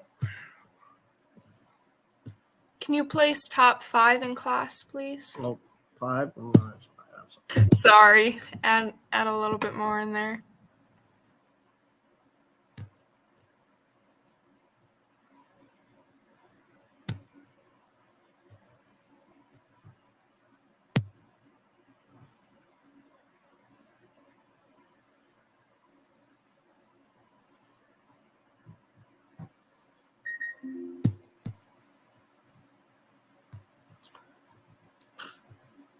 okay.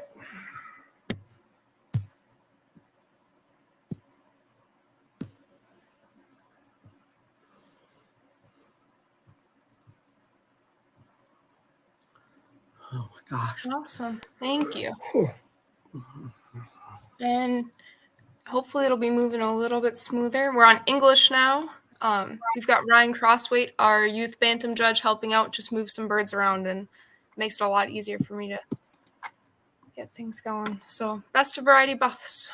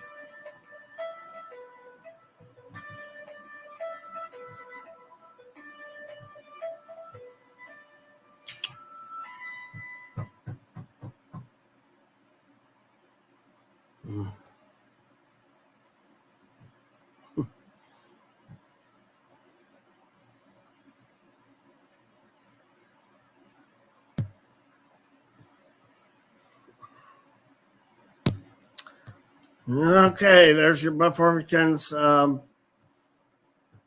By far and away the best up there. And our first place one got really nice color. I'd like to see her tail up just a little bit higher there. See her feet and legs. That's good. Second one, way too much fluff down there. Used to say within 2 inches in standard point deduction. So you got to watch that. Her color not quite as good. Tail a little droopy. Just not as clean. Our third place one has some condition issues. Again, not quite as balanced. Fourth place male, you can tell he slopes off really quick in the front. You got to have that nice front on them that carries out, and he gets a little slanty, angular on me, a little light in his fluff. Probably not as good under color. Tail too droopy. And then we run into some really, there's 3 really young ones in there. You can't really use them. You have no clue what they're going to be yet. You have another third photo there with all that fluff coming out the back, just way too angular and not correct type and shape on him. More of a production type there in that female with the green grass and the red barn behind it. Pretty condition, nice condition. Looks pretty, just not correct type and kind. Same way with the next male, more hatchery type, way too high in the tail, dark colored there. Not enough width and breadth to him. We got a male that's kind of got some things going for him, but he just really narrow over the top and out of balance, coarse in the head, comb not pretty to look at, wattles overgrown. You just tell he's not smooth and balanced as you'd like to see. It needs more width over the top for me for an Orpington. So that's going to be that class. And then on to any other variety Orpington.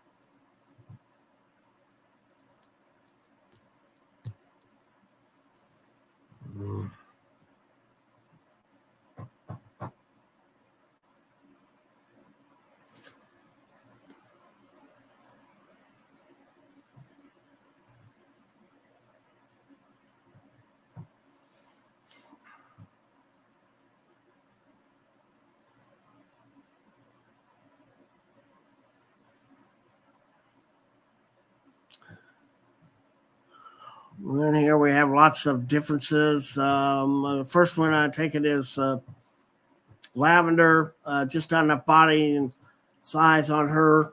The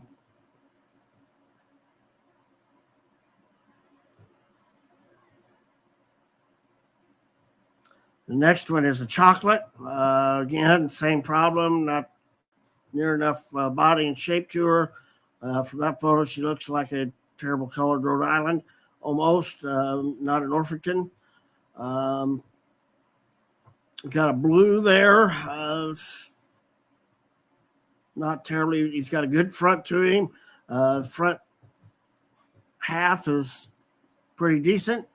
And then he really cuts off there. I'd like to see that carried through a little more, giving a little more balance. Should be a little more ball to it, not quite so angular. Does have some spread to his tail in there, maybe a little high. The next one is a black that has no tail. So she's got some issues. The blue there next to her. Going to be a big bodied bird, just not the correct tail, too pinchy back in the tail area. You'd like to see better lacing on her. Then we got the male down on the bottom row to start that row off with. When I look at his head, I want to say more, he's a little more coarse headed. Looks almost a little more giant-y headed, which some of these tend to do. Definitely the third one does in that bottom row, that one right there. When you look at that bird, he looks more giant, not an Orpington. That's a problem in some of these. You got to watch leg color and all that. This male, not terribly bad. You can't see his tail the best through there, but he does have some decent color. Got some width and breadth to him. We have two speckled there, and both of those look like they're somewhere in between a speckled Sussex and a Rhode Island red, because it looks like they have yellow legs to me, so they would be out. Should be light-legged, light-skinned, English breed.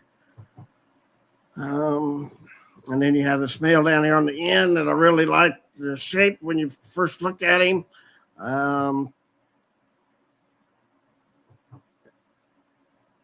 But there's no lacing there. He's not the correct color blue, and you'll never get the correct color blue out of him, unfortunately. But he is good type, and so it looks like an Orpington in the head. His tail spread is as good as I see on a male, so that's good. So it kind of narrows it down right there to 3 males.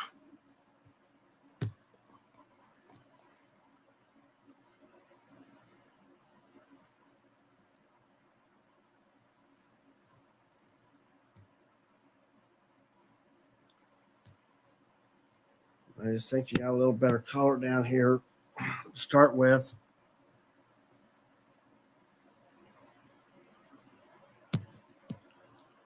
More correct blue.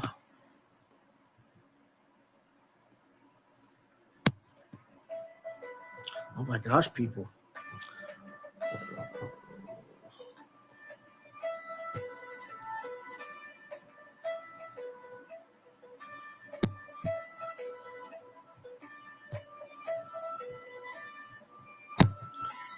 Okay. We had someone comment the speckled are Jubilee Orpingtons. Jubilee, speckled, same thing. Okay. Folks, you can call it whatever you want to, but it's all the same. I mean, Isabel is really a blue porcelain. And just because you call it a different name or whatever it is, it's a speckled pattern. That's what it is. And so when I judge that, because it's not in the standard yet, and I call it a speckled, that's because that's how I'm judging it by. I know people get all excited about that, but there's a lot of different things in our standard that does not make sense in some of these colors, and it drives me crazy. Okay. On to best of breed Orpington. If you do not want them judged as a speckled and you want them judged as something that you think an Isabel should be different, or excuse me, then you need to provide a standard for that color of how it's different. And that's your responsibility, according to the standard, to provide that to the judge.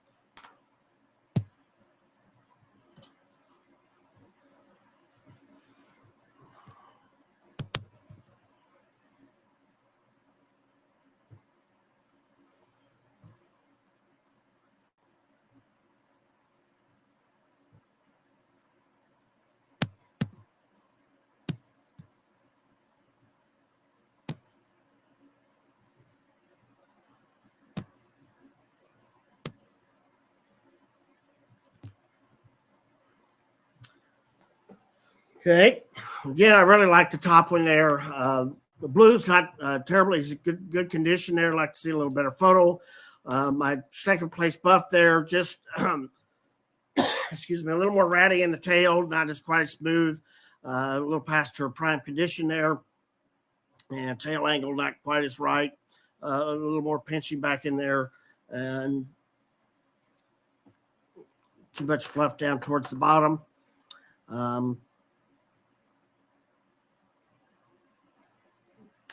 Good class to work. Some differences in there to see.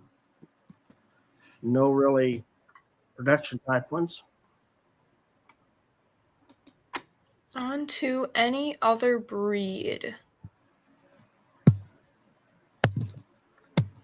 The judge is disappointed. None of mine are represented there.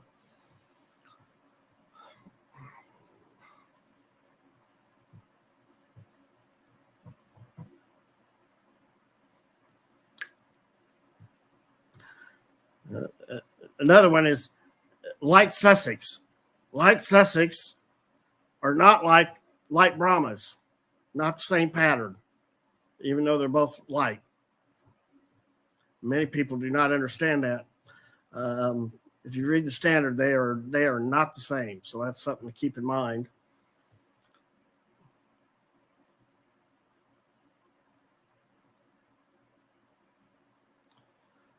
So we have some Australorps in that class that are definitely hatchery type. Not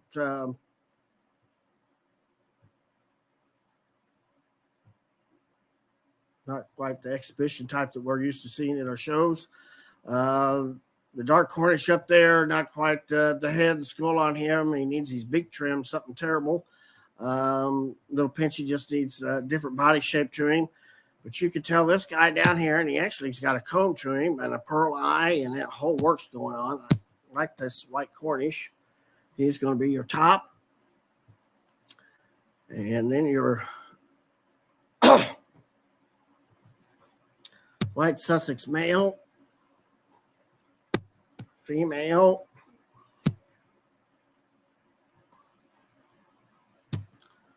Speckled Sussex.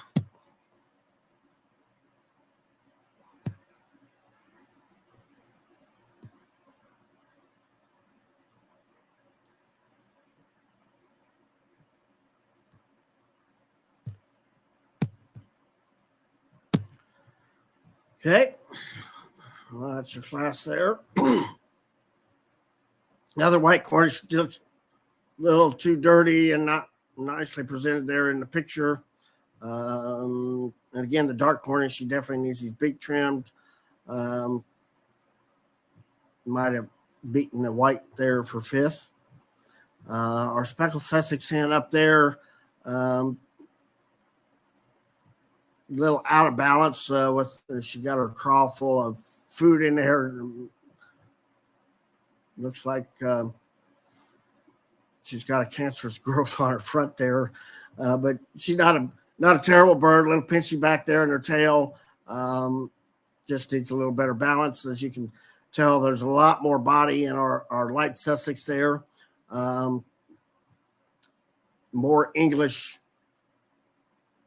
type to the standard on her, but the male follows ours over here, I would say, and looks to be the correct color light.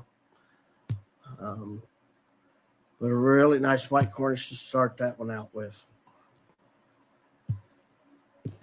Okay, then I believe that we are on Best of Class English. There we go.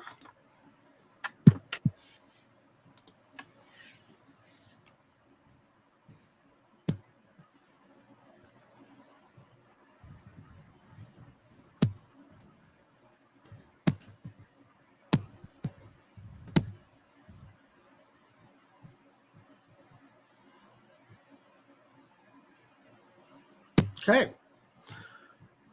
Really nice white Cornish there. I really like him. He's got a good pearl eye, pretty good condition there. Looks like he's got a good pearl comb, good width of skull, correct over his back line. Maybe could give him just a tad more width there. The buff, I really like her. Just like to see her a little bit better in her tail there. Just not quite as nice. You'd like to see that. A little more stiffness there. Needs to be up a little higher. Got a nice light, good condition there, well presented. The blue, I'd like to see a little better picture there. He could be a lot better than he appears there, but we got to go with what we see.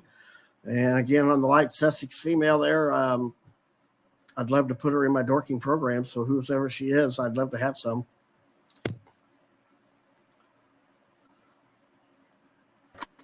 I bet she is not from here. Okay. To Mediterranean. And we'll start with all of the variety Leghorn. I believe.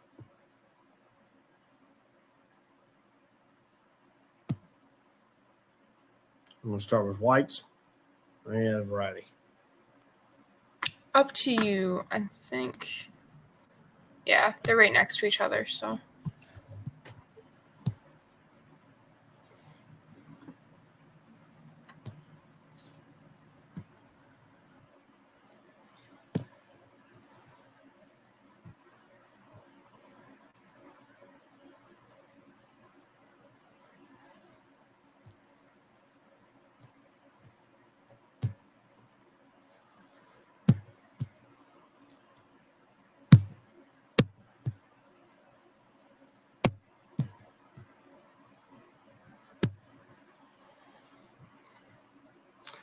And you can tell those top three there, those are all exhibition type Leghorns. I was always told from a young age, we used to have some really good Leghorn breeders here in Illinois. And Theobald's went to Madison Square Gardens and won with their lights.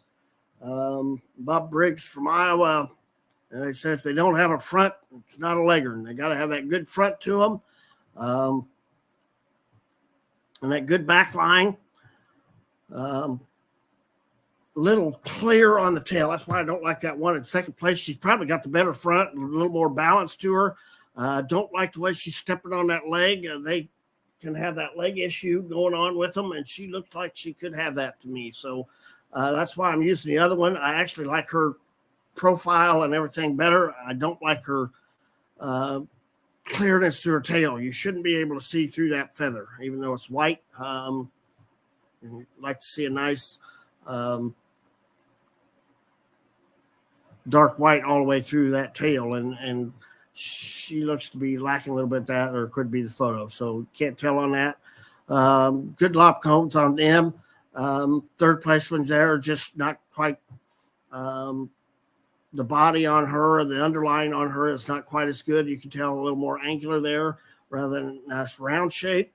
And then you run into the production type down here on the bottoms, and a little young there. And so we're just going to use the bigger body one there. And that's that class.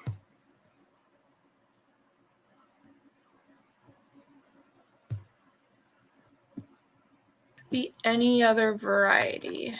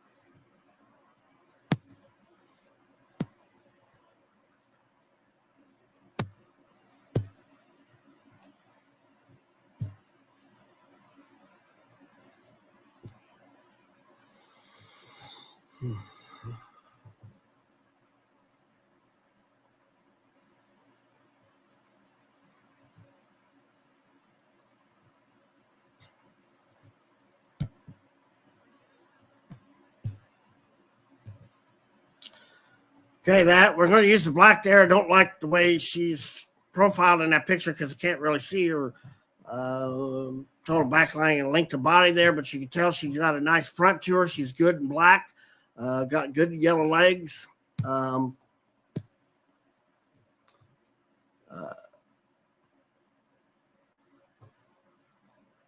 She looks like to have the correct profile on her. Looks like maybe a couple of white tips there. Not quite sure. I don't like the second place one.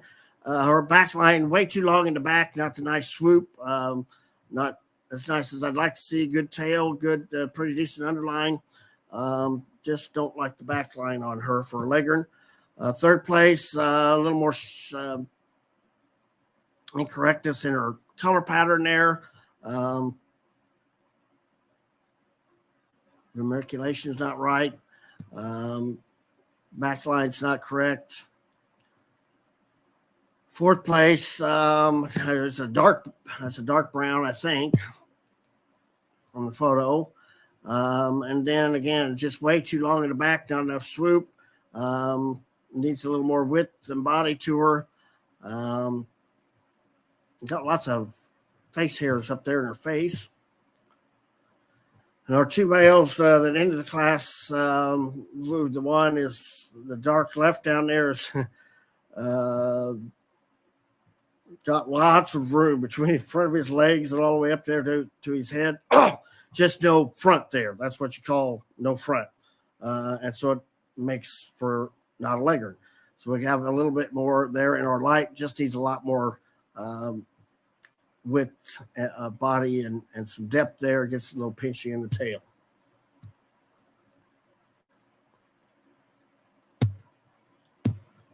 Okay, on to best Leghorn.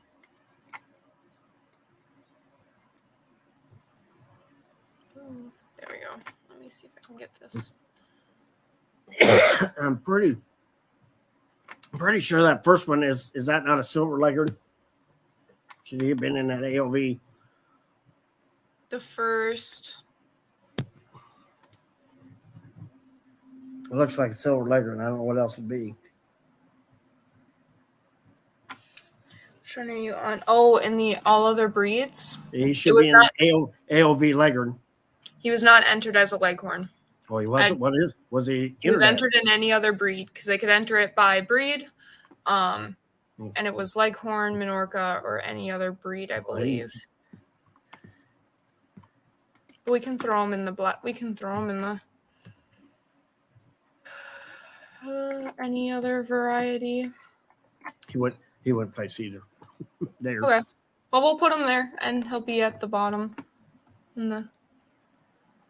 So this one we have 2 blue Andalusians and 2. We have to do best of breed Leghorn yet. Oh, okay. I'm sorry. Yeah, you're one ahead there.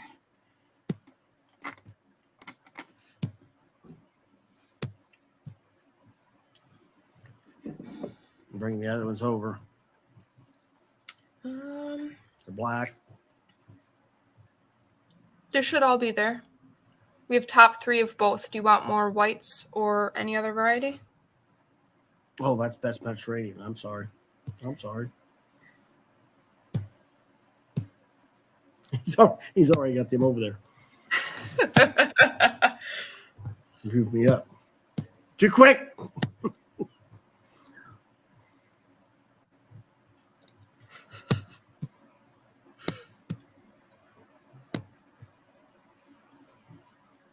Okay.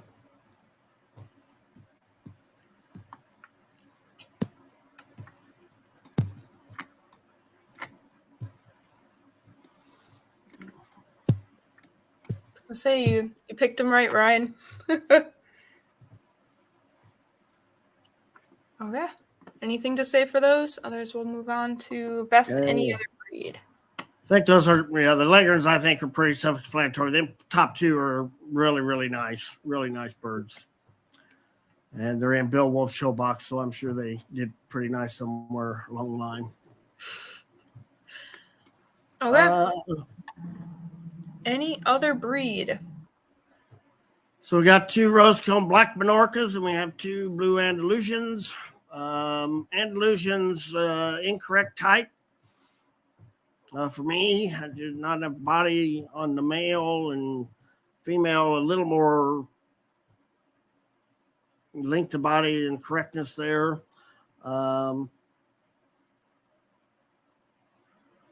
Lacing not the best. So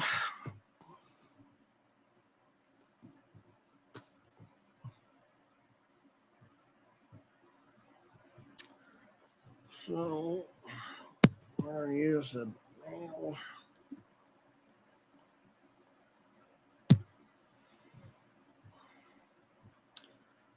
I think the rose-comb Minorca male there a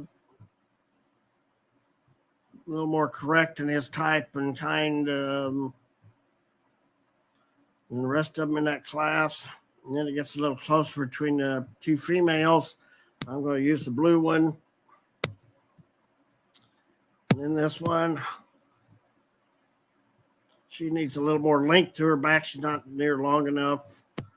And this male just needs a lot more body to him and correctness of type. Okay. On to best Mediterranean. We pulled top 4 Leghorns and top 2 any other breed. If you want more from either, let me know. Or top 3. I get messed up. There you go.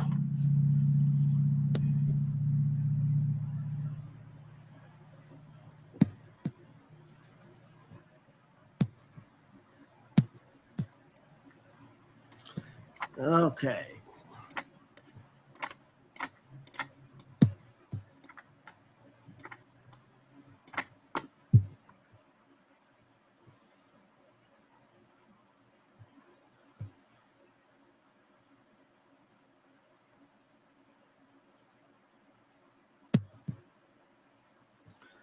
Okay, so as we talked, I really like them Leghorns. Really nice bodies, nice type, good condition. Carries all the way down through that Leghorn group. We'll use top 4 on them, and then we'll put the Minorca in there.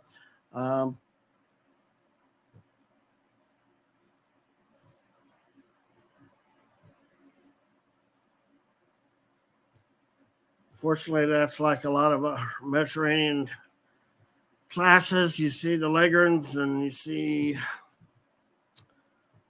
something else usually thrown in there, a Minorca or maybe an Ancona, some blue Andalusian. Usually there's something else shown in there, but pretty light in those classes, and that's unfortunate. Little more flighty on the dispositions. That's probably why I race some of the darn things in that Mediterranean class.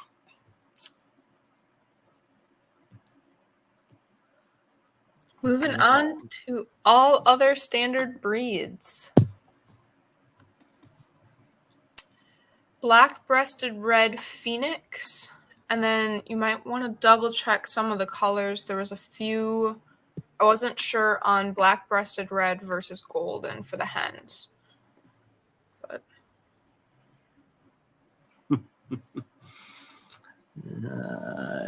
exhibitors have a problem with that too. So these here have had a lot of issues over the years. This is a breed that I had, oh my goodness, years after I got my license. I'd have to go back. Every time I seen these things, I'd have to go and look at the standard to see what color leg color they had in the earlobes, because they were never right when I first started judging them. They was wrong. They had red lobes and white legs and all kinds of issues. They're getting closer to being actually correct. And there were so many goldens and silvers that have been intercrossed that you couldn't get a good pure silver, and they do have that now. There've been some good people working on these, and that's good to see because they're really nice when they're correct.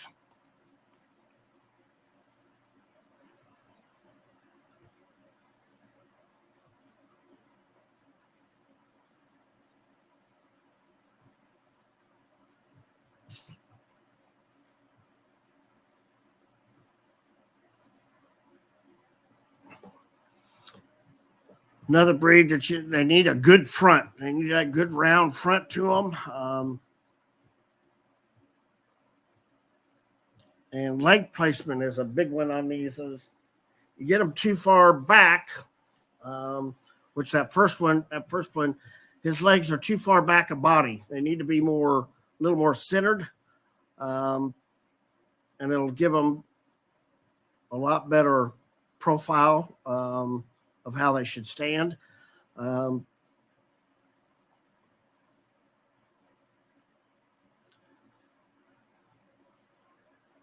This one down here, the very last one on that page, is way too much. He got too much shank on him, way too much leg. Looks more gamey. Makes him high. Throws his tail down there. Too much slope to the back.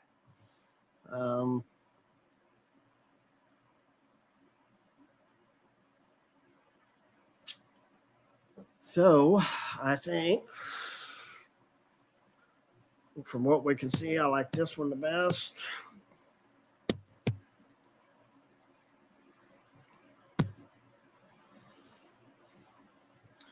Both the females are not correct in their color pattern. These should have a little shafting to them. They are more,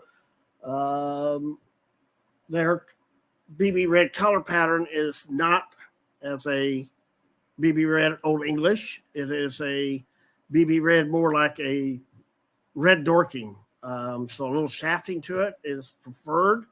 Don't see that on either one of them, and really don't like their body type.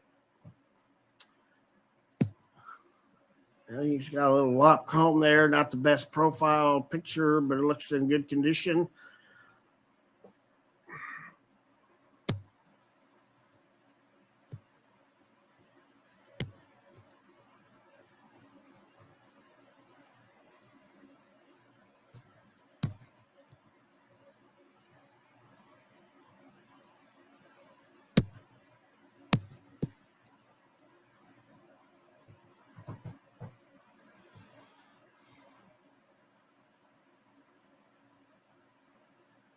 One female that she's not terrible. That the one here, I don't mind her quite so bad. She's got some things more correct in her color pattern, just not in her body profile or type is not as correct. Needs more front to her. So up next is Silver Pheonix. And again, I wasn't quite sure on that bottom hen. Yeah, that bottom one is probably a little more golden. Okay. But the other ones have golden in them too. So it's. Yeah, I'll move it to the golden slide. You can see that. There you go.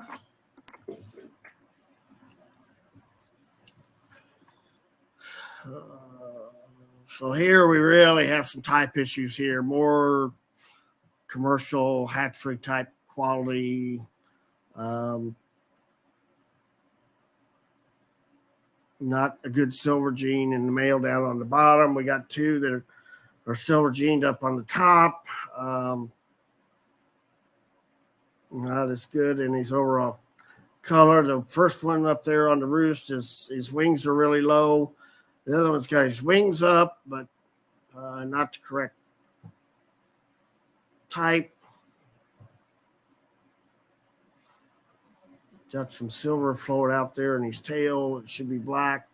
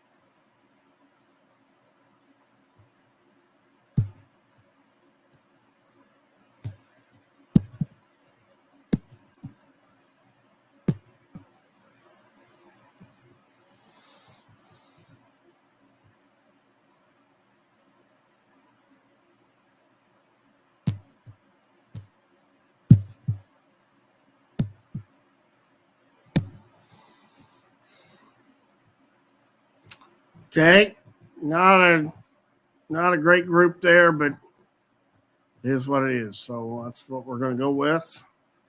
Just tried to type them all the way down through there. And then we got definitely condition problems down there. Kind of a toss-up. I really probably prefer that male over that female. I don't like her type at all. Tail's not correct. They have a certain spread to them that you just know it when you see it. I haven't seen it yet in our females. I think we do have one down here in our goldens.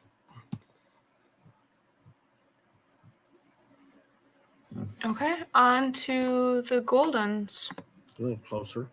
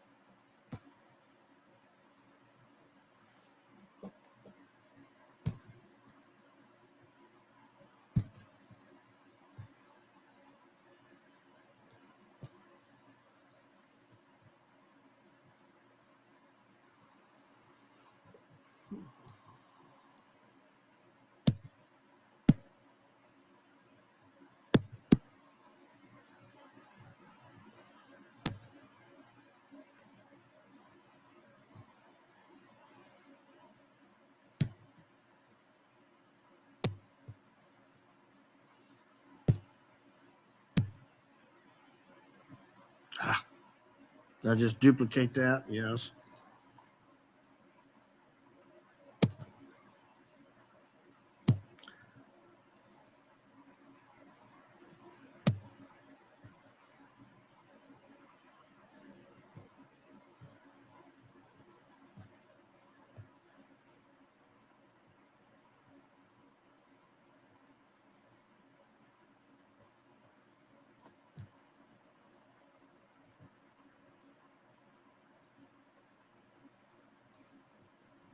We had someone ask, how can you tell the difference between black-breasted red hens and golden hens?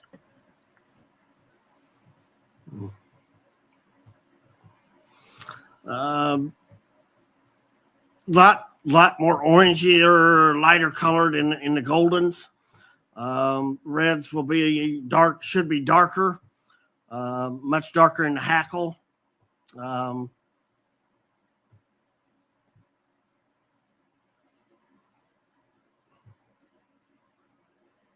About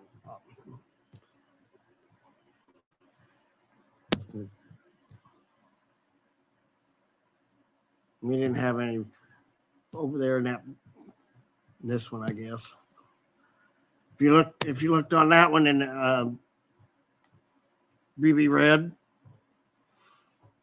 you tell she's just a lot darker back here in the back. She's not that golden color. A little darker in the hackle, a little darker fronted. And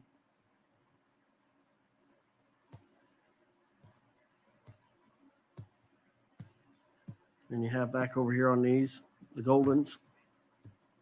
I can pull. It's not always easy, and let me tell you that it's been. Here's what they look like side by side too, so Yeah. you can see just Yeah, a little bit. So that's, you can tell in the hackle color, just a lot different hackle color. Darker bodied in the reds.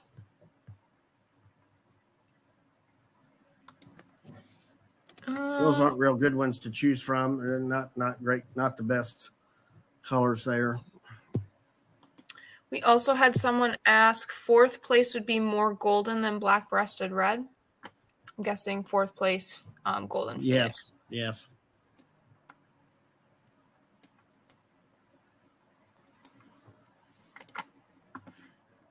And someone asked, what order are we going in? I commented on there. It's also on the description for both of them. Some of the breeds might be just one or two flipped, but up after this, we have Americana. We've got 3 different varieties of Americana, naked neck sultans, Sumatra, and then any other standard breed before we'll get to champion row. Okay. And then I think we're on to best Phoenix.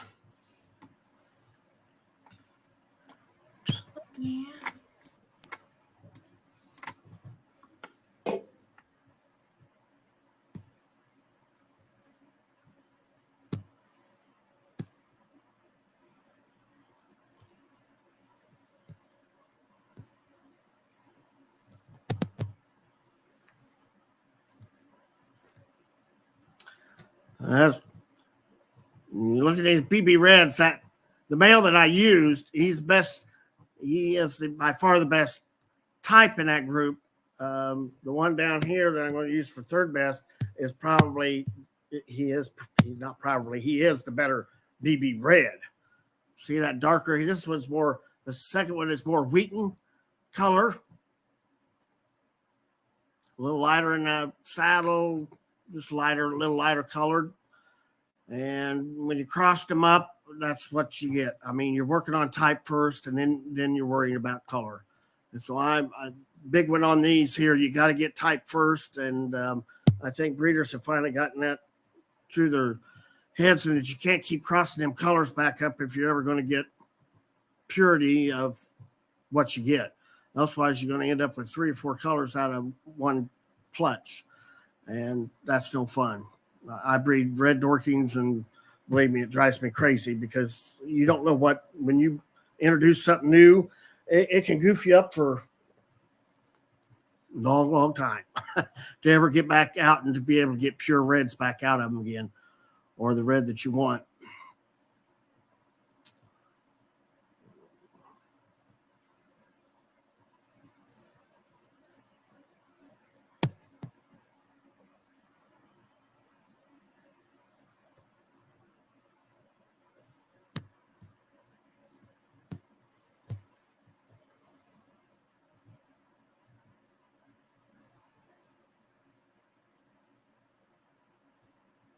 It's a pretty good group. That's a nice, definitely not near as bad as I've judged. Pretty decent top. The males were pretty decent in that group. I really like that golden. It's really nice. We had someone ask, between the first golden and the second black-breasted red, what made you choose one over the other? Is it type? These two, third and fourth. Yep, it looks like it. Yeah, third and fourth. The fourth place one just not near as good a condition. Not as good a photo. He's crunched up there in the tail, but you can tell he's not near as good a condition. A little large in the comb. Yeah. Just a little rougher in the tail. The other one's just a lot better condition-wise in that photo. We also had Nicole ask, ideally in the golden variety, what do you look for more in color, lighter or darker? They've had confusing answers in the past. In between. We can go back to the that top one. That's. I mean, when I look at that, that's golden, and I like that way. I think he's pretty correct, and that's just a difference of opinion in judges. But if I'm looking at a golden, for instance, a golden Leghorn, same thing, golden Pheonix. You know, when you look at them, it's just golden. And so the other one would be Old English. When you see Old English that are like that, I mean, it's type first. I mean, you got to have the type first, and then you worry about the color. But he's definitely not a bad colored bird. I don't like him extremely dark, and I don't like him. He's getting a little light there, a little light in the hackle, and maybe not. I don't think he's bad in the saddle. The other one, see, his saddle he missed a lot of it, but it looks to be a little lighter there throughout, I think. Maybe more even, but yeah. We had a question, why the first place over the second in best of breed? If there's just a little bit more clarification. A lot better fronted on my top one. You got a lot better front, not quite as long in the back. I don't like all that length to back. A lot more. Well, not a lot more. That's not necessarily correct, but I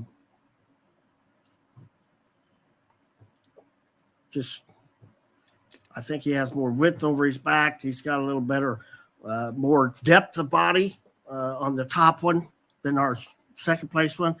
If you look from his top of his shoulders down to his breast there, a lot narrower than my top bird.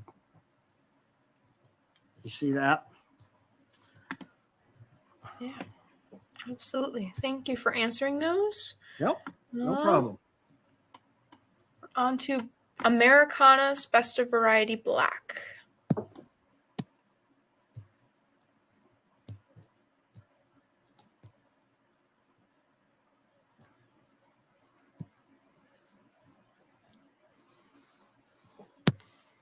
Anybody want to judge this one for me? I think you can do it.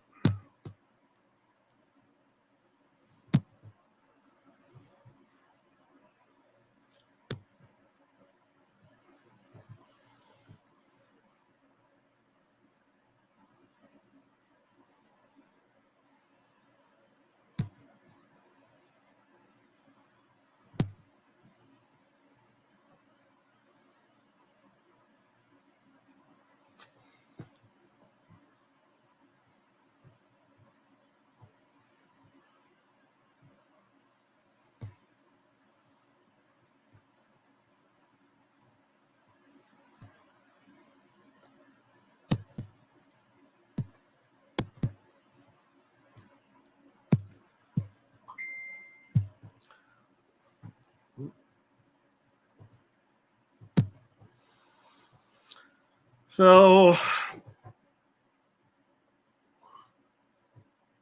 I mean, obviously, two really nice condition ones there, much more depth and breadth, body. Male's a little too overdone than tail for me. Doesn't need to be all that, but he's by far the best type yet. The female still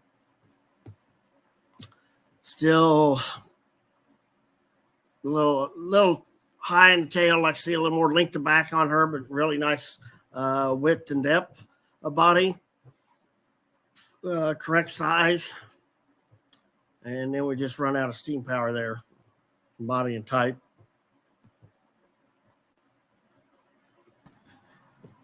Okay, on to white Americanas.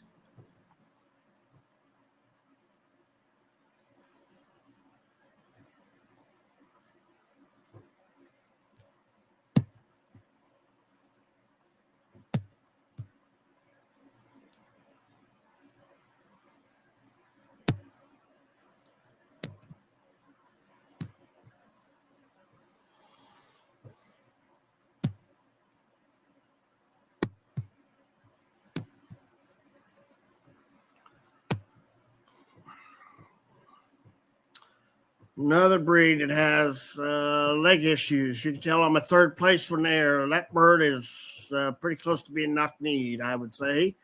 You can't tell that from a photo, so you give them the benefit of the doubt. Way too much shank down there on the fifth place one. Out of condition on the fourth place one there.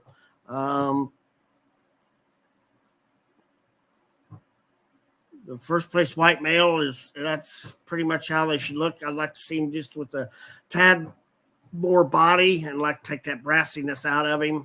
You see that a lot of them because of what they have in their background. You can't get that pure white, unfortunately. And so I'd like to see a little better beard there, but really nice in his body type. I mean, that's the profile I look for in Americana. That's what they should look like there. Got good width and breadth and looks to be good on his feet and legs. Female, a little more pinch in her tail, needs a little more spread to it.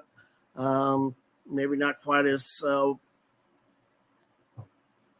deep and wide in her body. Maybe as deep, just not as wide. A little narrower over the top, narrower skulled, a little better beard. So that's that particular class. Then you run out of shape and size and all kinds of things out the bottom.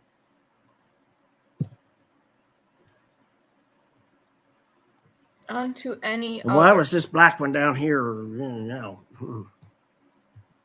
That could change things.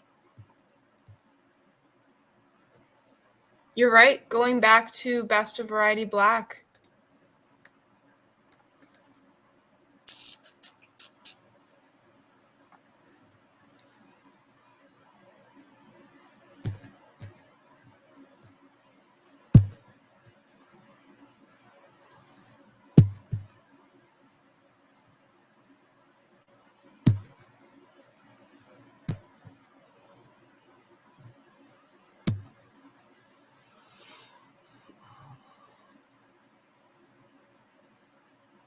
Good head, good muff. Not a good profile picture to be able to see there fully what he's got, but he looks from that picture, he's not near the body that the other one has. And so that keeps him in second there.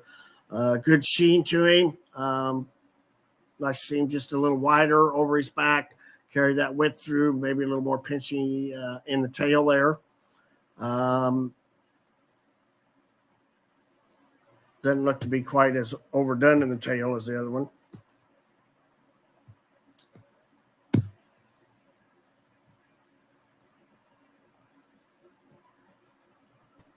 Okay.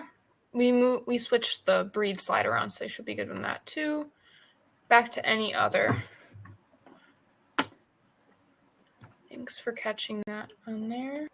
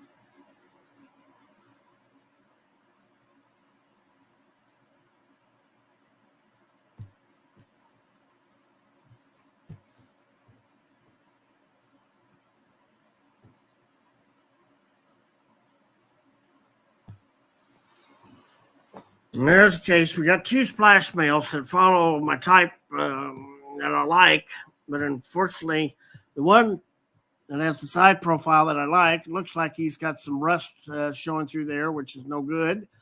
The other one I can't really tell, so that's really not fair because he could have some issues back there too, but I just really can't see it. So you could hide it through the photo. And I don't like the one that you can't see. His body looks too narrow down there on that the last one in that top row. That one. Our pretty girls down there in the bottom.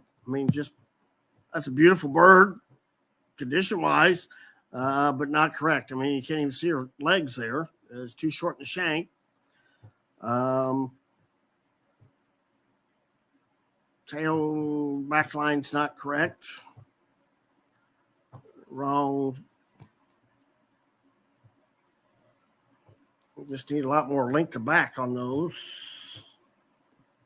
On that bottom row. Young one's up there on the top. Red really doesn't have much of a beard or anything to her.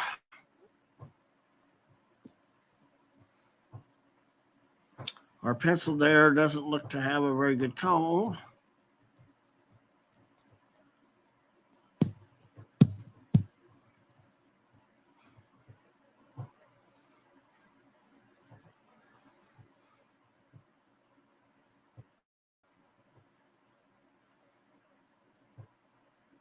I don't see any just outright red or bronze in that, so I'm going to go ahead and use that one.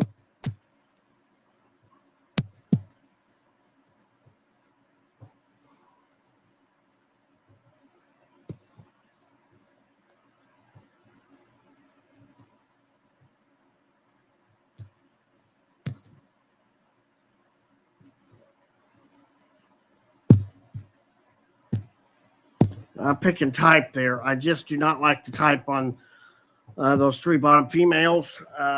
Just way too short in the back, too squunchy, not correct at all in type. And so you got to pick type first. And that's why, even though they're beautiful and in condition, that's why I don't use them.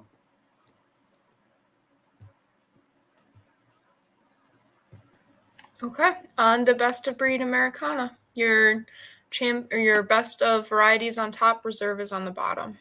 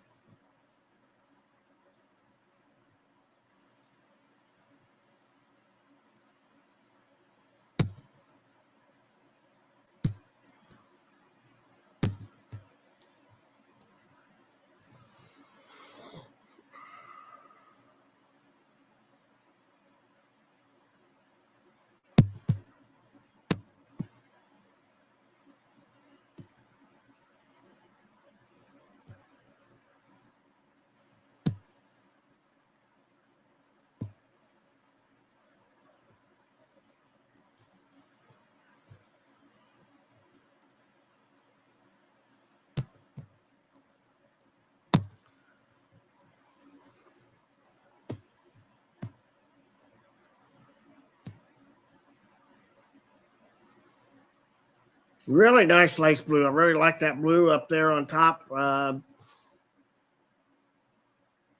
Like change her in the photo a little bit, but I think she is correct in her size and type and kind. The white male, I just need a little more beard there to him. And I think it was there at one time. He's gotten it pulled out, I hope. And he's got just a little bit of tinge of the brassiness in there I'd like to fix, but man, he's got nice type over his back and a good front. I just don't like that black male's overgrowth in his tail. You can tell the difference between that white male and that male. It should look like the white male. You can see how much further that comes out there, and it just ruins his profile and balance. Great front 2/3, but then that back third just ruins him. So you got to be careful with that. And I'm a real stickler on that with the Americana people. I've judged several of their national shows, and they can confirm that with you. I don't like those overgrown tails. And they did that with some outcrossing, and so they're still dealing with that. So you have to watch it. But really, really nice. Good to see some nice blues there, and nice class.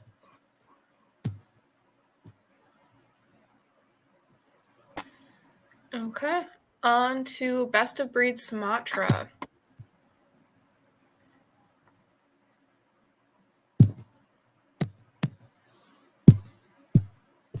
Oh, stop it.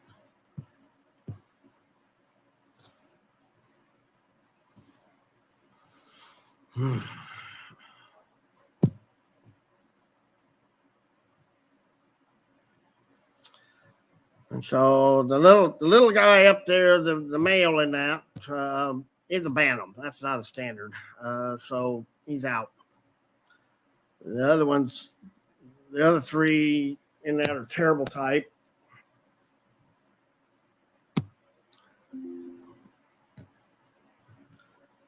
The blue is not really blue as you'd like to see it. And them other two are just so far off course, I really don't want to use them. All three of them, really. Way too much leg, backline's not right. 2 roach backs there, probably. And this one,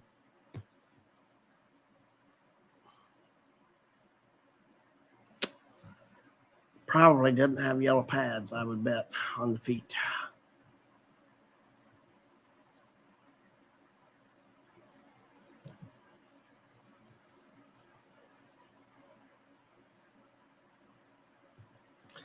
That's all I'm going to use in that one. Okay. Let me move this over just for lacking breed type. Yep. On to Sultans.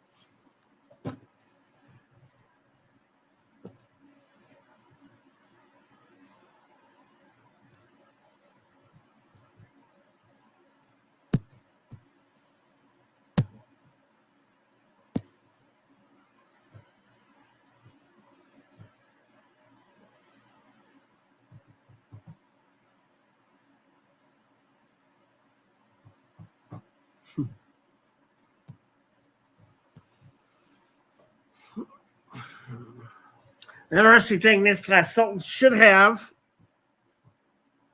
vulture hawks, beards, muffs, 5 toes, all that good stuff they have going on.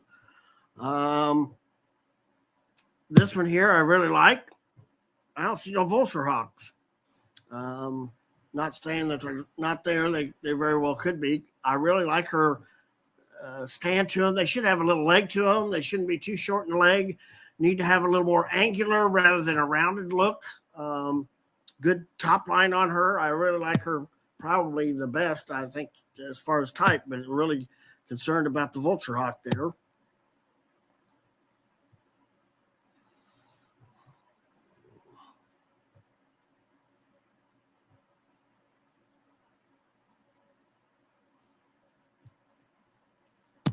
Male down here, not too bad there, but over the back line, not correct. He's not correct, and way too short in the back, in that U shape. That's not correct. So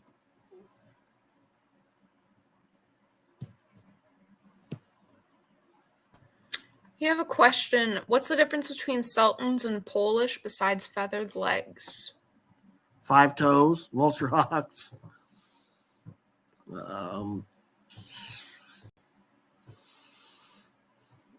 Not quite as, yeah. Their body shape is totally different. I mean, that when you look when you look at them, maybe the first one, the way she's profiled there, could go as a Polish, but that second one, that is the correct type for a Sultan, and you don't see it very often. But all the pictures and photos that you see of them, definitely a lot different. You know it when you see it, and those there look like Sultans. The male there looks not like a Sultan. I don't like his type at all. Or do I like? I don't like either one of those males in the type quite as well. They're not correct over the top. But that second place one, if you want to know what a Sultan looks like, that picture that. And the first one is good, and she's got her vulture hawks there that I can see. Tail spread between 1 and 2. 2's much better in her tail spread. 1's much better in her crest, in her muff. More body, more depth to her. But a little more rounded, and Sultans have a little more angular front end to it, so it can have that slope a little bit to it. And I just wish I could see the vulture hawk there, but without seeing that there, I can't really use her in the top of that class. But I certainly like everything else about her. All right. Moving on to naked necks.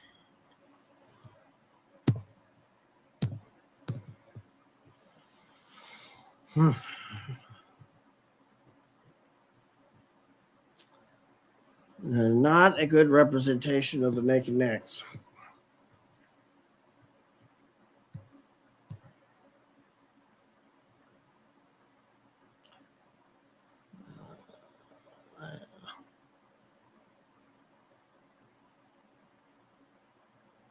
I think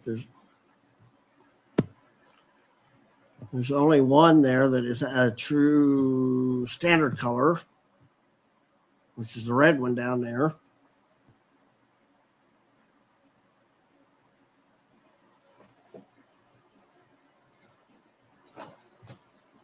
Silver.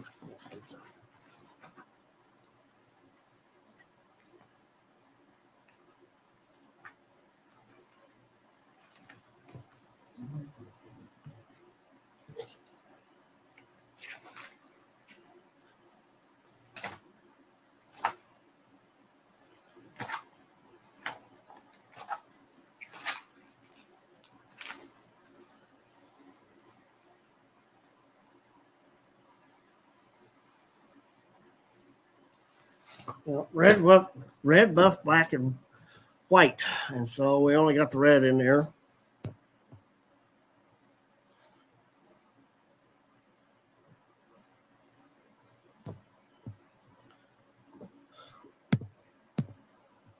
I'm going to use him. I don't know what these other ones are.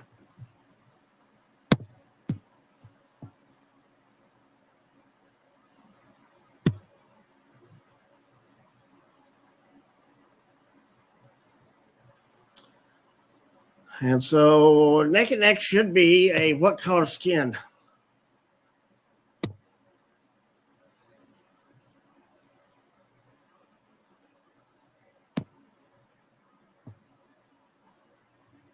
I don't see anyone jumping on it. It's red, correct? Without looking at the Yellow skin, yellow, Oh, yellow legged. So I'm thinking back of the neck. yeah. But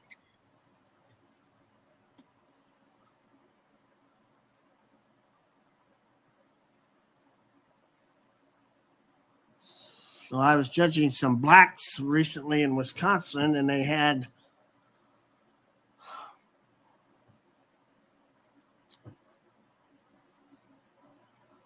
pink legs, pink skin. And it does not say definitive in our standard anything about that color. So that was something that we are forwarding that on to our standard committee to rectify, because I think they should have some yellow in their pads, yellow skin rather than pink. Can I ask what show in Wisconsin you were at? Was it the Cougar? Yeah. Okay. I had some friends show there, so. But yeah, we can place just top 3 here then. Well, giving the benefit of the doubt there. The other one, not so much. Okay. It's just a mess. And then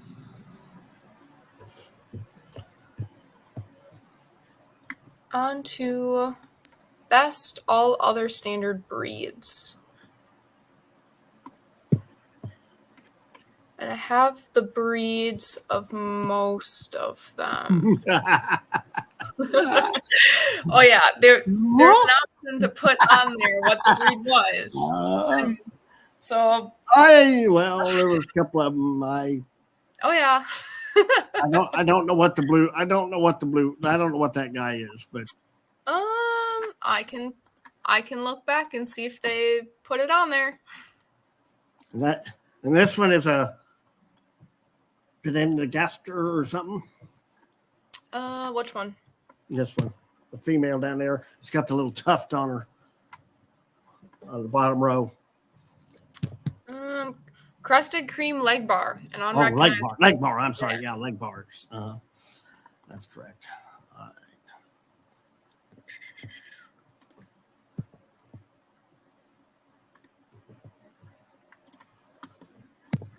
And what that male is up there on the top row in the cage, that guy. What's that? Find out. Let me see if they entered it and everyone that entered in any other standard breed was supposed to put what breed it was. Not everyone did. So let me find out.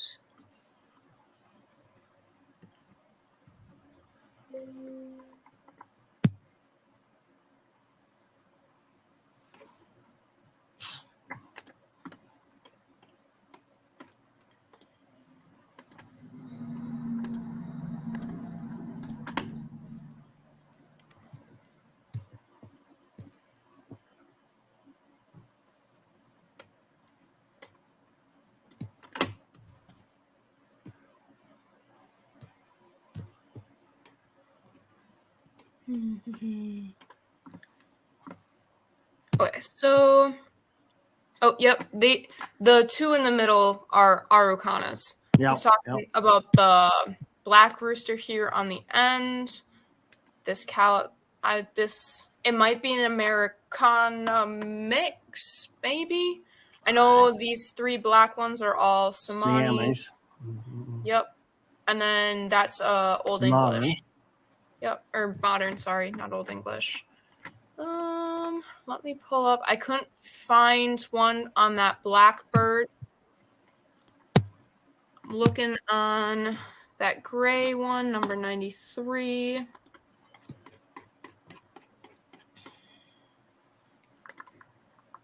And what? I called that one a cream, right? Crested leg bar. I think the breed name is Crested Cream Leg Bar. Yeah, but there's cream. It's like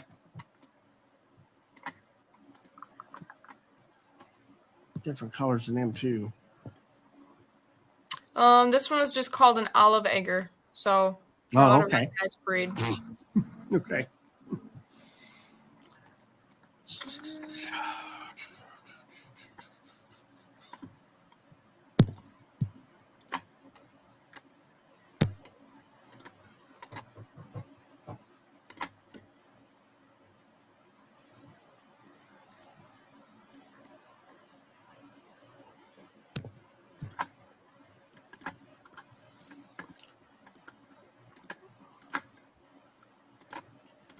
And the Siamese, I'd like to see more front to him. He really angular and not near the depth of body that they should have. Really lacking in that department. The cream leg bar, she looks like a leg bar. She looks like what they should look like. Not overly thrilled with if there's several colors that they call them, and if cream is that color, she's not quite that color, and then the one that's darker than that, she's not quite that color either. So modern's not terrible for a largefowl modern. It's got some leg to it, some decent body and type. Not great color. Needs to be a little further developed. A little young yet. The two Arcanas, of course, the real ones are rumpless, and those are both rumpless. A little more body and shape to the one in first. Both have their tufts, and maybe like to see a little more skull in the black one. Maybe the white's a little bit better than that, but not quite as good in her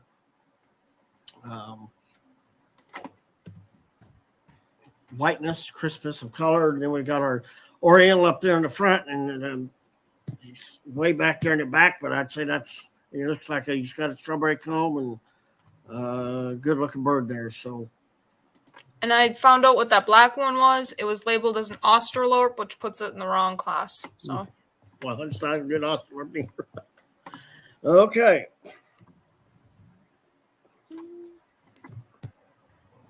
And then I believe we are on all other standard breeds, best of class. Let me do this really quick. Mm-hmm.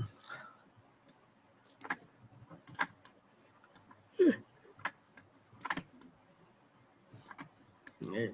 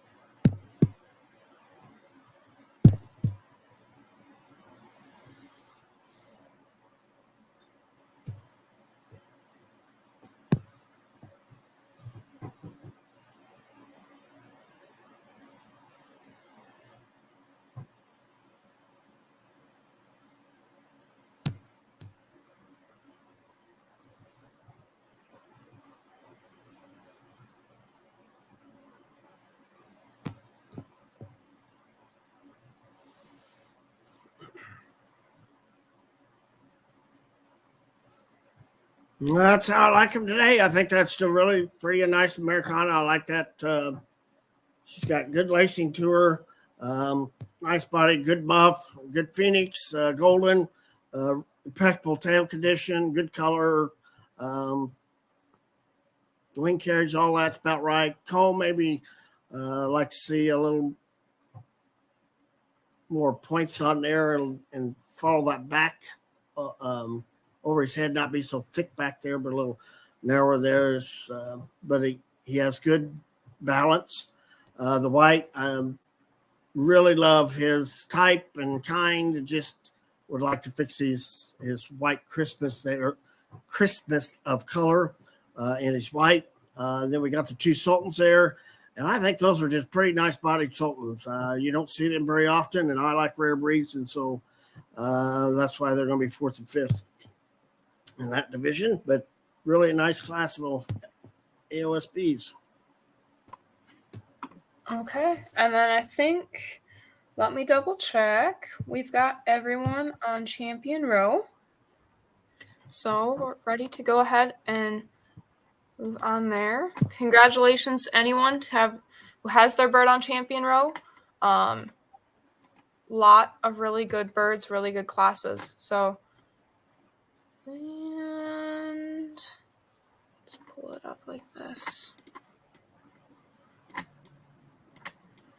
Again, you have your champion on top and your reserve underneath, I believe. Yep. Well, those are very nice representations, I think, of their class champions, the Giant, the Brahma, the Crevecoeur, Cornish, Leghorn, Americana. Very nice. Any of those would compete well at any show that you take them to. And so I'm very, very happy. And even the reserves are very, very nice birds. And of course, you can say 1,000 words in a photo or painting. Like same way here, you can cover a lot of faults up, or you can add to them. You can make the judge guess, and so that can either make or break you when you get to this point where it's just nitpicky and kind of judge's choice of what he sees and compares to the other ones. We're trying to find one that's closest to the standard. And so in my opinion, I think all those are pretty close to what they should be in the standard. Obviously, when you're judging photos, you can't see everything. The Giant, I love her body. She's good and deep. She looks like a giant. She's got a good giant head on her, good width. Tail just needs to be up just a little bit, 20 degrees on that. So it need to be up 15 in there, and she's flat. And so falter on that, but the rest of it's really nice. And she looks like, her leg color, gosh darn, now what I do something wrong. Oh, there it is. So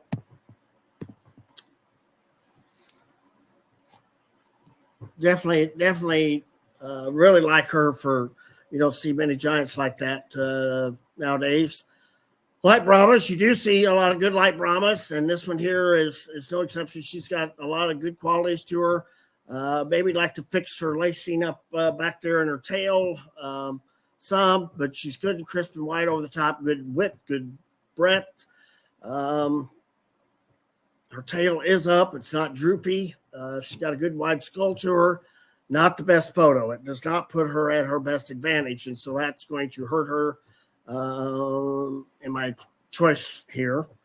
The Crevecoeur, really good for that particular breed. Not perfect in her overall type yet for me. Like to see her not so slopey over the back, a little. She's got her legs center body, which is where they should be. But like to pull her front end down, raise her back end up, make the tail just a little bit higher, a little different spread to it. Maybe the beard's a little overdone for what the crest is. And so, just an overall balance issue there, I think, for me yet.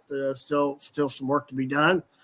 The White Cornish, like him a lot, maybe a tad short. Like to see him a little bit longer in the back and tail, maybe not quite all the way finished out maybe on him, but certainly a very nice White Cornish. His front's good. He's got lots of good stuff going on there for him. Wings are up. When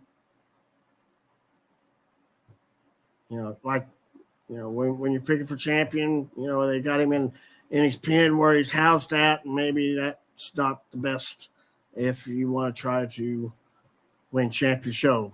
Leghorn, again, just that's a good bird. Not the best pose on her, but I can see her out running in the field, and she's got a good front. She carries that underneath and width, breadth, right size, comb lopped, beautiful condition. Would like to see that tail maybe spread just a little more there, maybe just a little better sweep over the back. Some guys, depending on what country or what part of the country you're in, like them longer backed. I don't like them as long backed as others. Like that swoop in there a little more. So depending on where you're at, you're going to probably like her no matter where you're at. And so I do. I think she's good. And my blue Americana, wish she had her head turned a little bit. But man, she's got a nice body. She's correct in her body shape, kind and type, good lacing. Falter a little bit there with a lot of them with pea cones, and she's not got a great pea cone. And so that she was up there. She was probably one of them I would have used for champion or reserve champion of show if it had not been for that comb. But the comb just really is a stickler for me. And if it's it's supposed to have a single ridge down the middle with two smaller ones on each side, and that should be visible. If you see the Cornish there, I can see his center ridge, and I can see the smaller ridge on this side. And I'm sure he has one on the other side as well. But most Cornish, you can't even discern anything. I mean, it's just a big cushion. And so, you have to be sticklers on that. The standard is very specific on what it should look like and what it should be. And it gets to the point where if you can't discern that, then it's a disqualification. So I'd say that's a pretty major cut, big cut. And so I have to be reminded of that when you're picking for best of shows, to get kind of nitpicky on some of that stuff that maybe I wasn't as nitpicky in other areas before. So comes down to my choice on that. The White Leghorn is going to be your grand champion.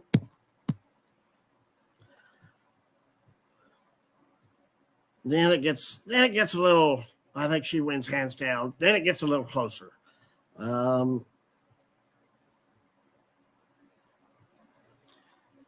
it probably don't happen. It don't happen very often. But your reserve is going to be the reserve show. Both Mediterraneans. Doesn't happen very often, but them two are just impeccable. I mean, just outstanding. Their photos are good, and just really, really can't fault them any place in what you see in that photo, and got the best view. Go on down the road there. I'm going to use the Giant, third best. I'm going to use the Light Brahma for fourth, and the Cornish for fifth.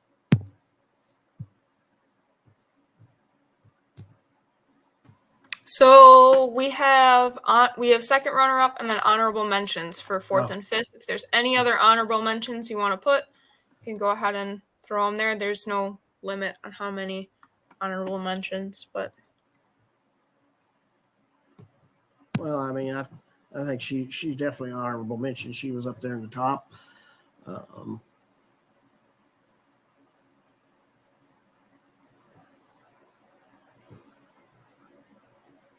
We'll leave it at that. I mean, the Langshan, just not the best photo on her. I like to see her a little more up close, and but I think she's pretty decent. The Golden Pheonix is pretty decent.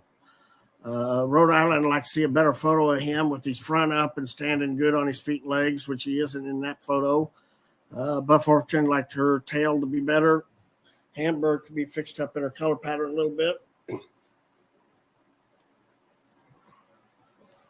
Well, I'm pretty happy with them. I mean, I think those two Leghorns are just, and you could even flip-flop them if you wanted to.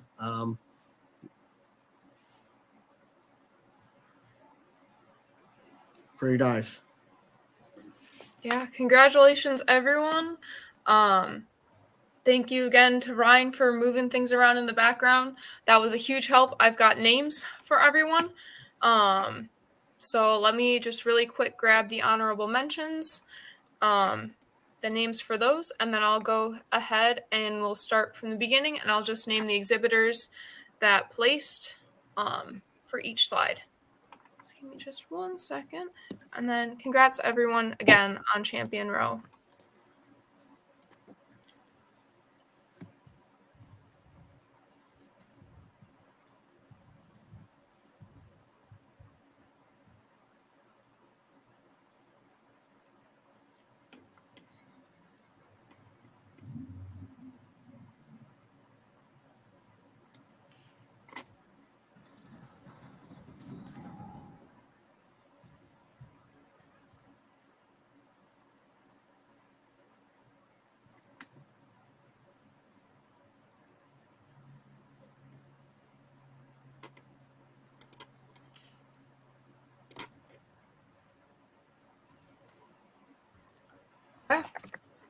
let's start with,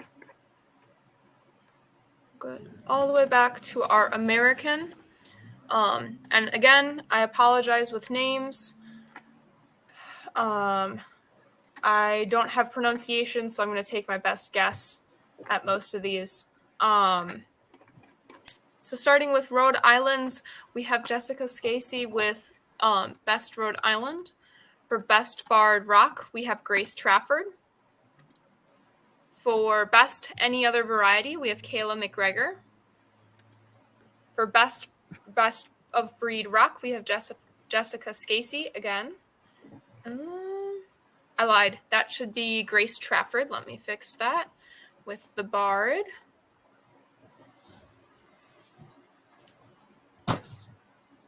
And then with Best Silver Laced, we have Grant Melodic.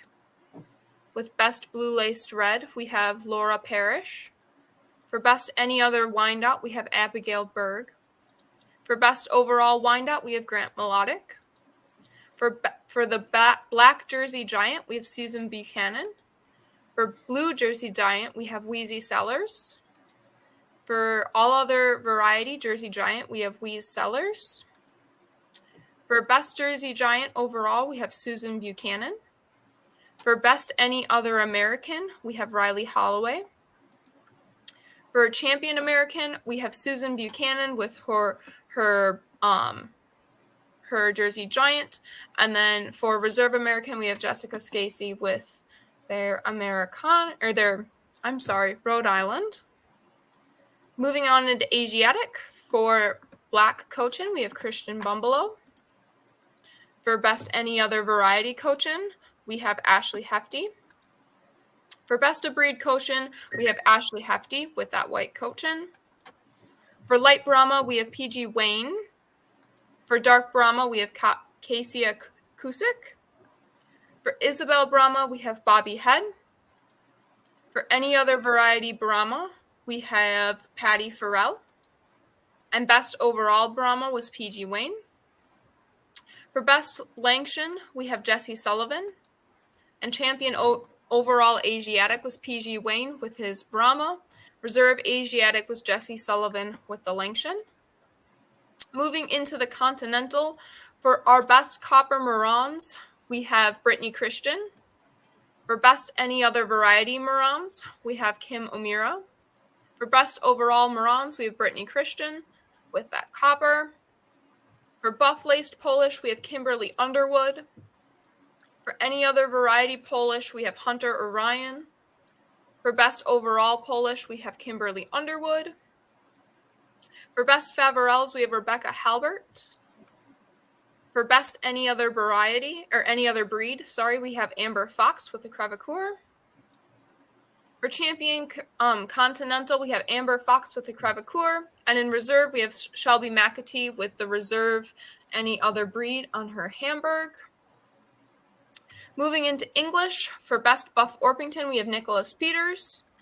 For Best Any Other Variety Orpington, we have Catherine Mitchell Chandler.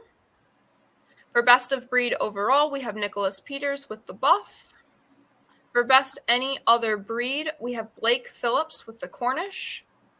For Best of Class English Champion, we have Blake Phillips. And Reserve Champion for English was Nicholas Peters. Moving into Mediterranean, for our White Leghorn, we have Jeff Shank. Any Other Variety Leghorn was Ladarius Lane. For Best White, we have Jeff Shank. For Best Leghorn Overall, we have Jeff Shank, who also took Reserve. For Best Any Other, we have Misty Thibodeau with the Minorca. And then Champion and Reserve Mediterranean were both Jeff Shank with his Leghorns. Moving into all other standard breeds, for Best Black-Breasted Red, we have Lily Breezick. For Silver Phoenix, we have Taryn Selke. For Golden Phoenix, we have Nicole Arroyo. For Best Overall Phoenix, we have Nicole Arroyo. I'm probably pronouncing your last name wrong. I apologize. For Black Americana, we have Seth Johnson. For White Americana, we have Izzy Deitzler. For Any Other Variety Americana, we have Izzy Deitzler again. For Best Americana, we have Izzy Deitzler with her blue. For Best Sumatra, we have Seth Johnson. For Best Sultan, we have Kimberly Underwood. For Best Naked Neck, we have Laura Irvin. We have Best All Other Standard Breeds, Leah Fresnick. For Champion All Other Standard Breeds, we have Izzy Deitzler. For Reserve All Other Standard Breeds, we have Nicole Arroyo. And going back to the Crevecoeur, I apologize, I messed up the numbers. That one should be, let me get back to it. That should be Michelle Sullivan Burns. I messed the numbers up on that one. Going to Champion Row. There we go. Champion overall and reserve overall to the same person, Jeff Schenk, with the Leghorns. The second runner-up was Susan Buchanan. And then our honorable mentions were Izzy Deitzler, Blue Americana, PG Williams with the Brahma, or PG Wayne, I apologize, with the Brahma, and Blake Phillips with the Cornish. So yeah, congratulations to everyone. Any last words you want to say, Mr. Bartz? Just thank you for having me. I enjoyed it, and for all the hard work that you do to make it happen, because it's really you guys that do all the work. It is not easy. I'll tell you that. I know that from my experience of doing this during COVID, and our state also dealt with AI, so we had to do a lot of online judging and worked with a lot of them, and this was very, very well run. So thank you for all your hard work. Yeah, I want to thank you for judging. You did an absolutely fantastic job. Really great explanations going through, good placings, good explanations, and everyone watching. I very much enjoyed it. I hope everyone watching did as well. I learned quite a bit, and it was really good to see. So well, good. Yeah. So thank you, everyone. Yep. Say hi. You see me down the road somewhere. Yeah. I want to thank sponsors again. So shout out to everyone who sponsored the awards. If you did win, I will be messaging and reaching out to you. I'll send an email likely within the next week or so. I still have to send out emails for all of the youth yet, so that'll go out. And you should be getting those soon to send out the awards. Yeah, I think that's it. Thank you again to everyone, and hopefully we'll see you for Youth Bantam. Oh.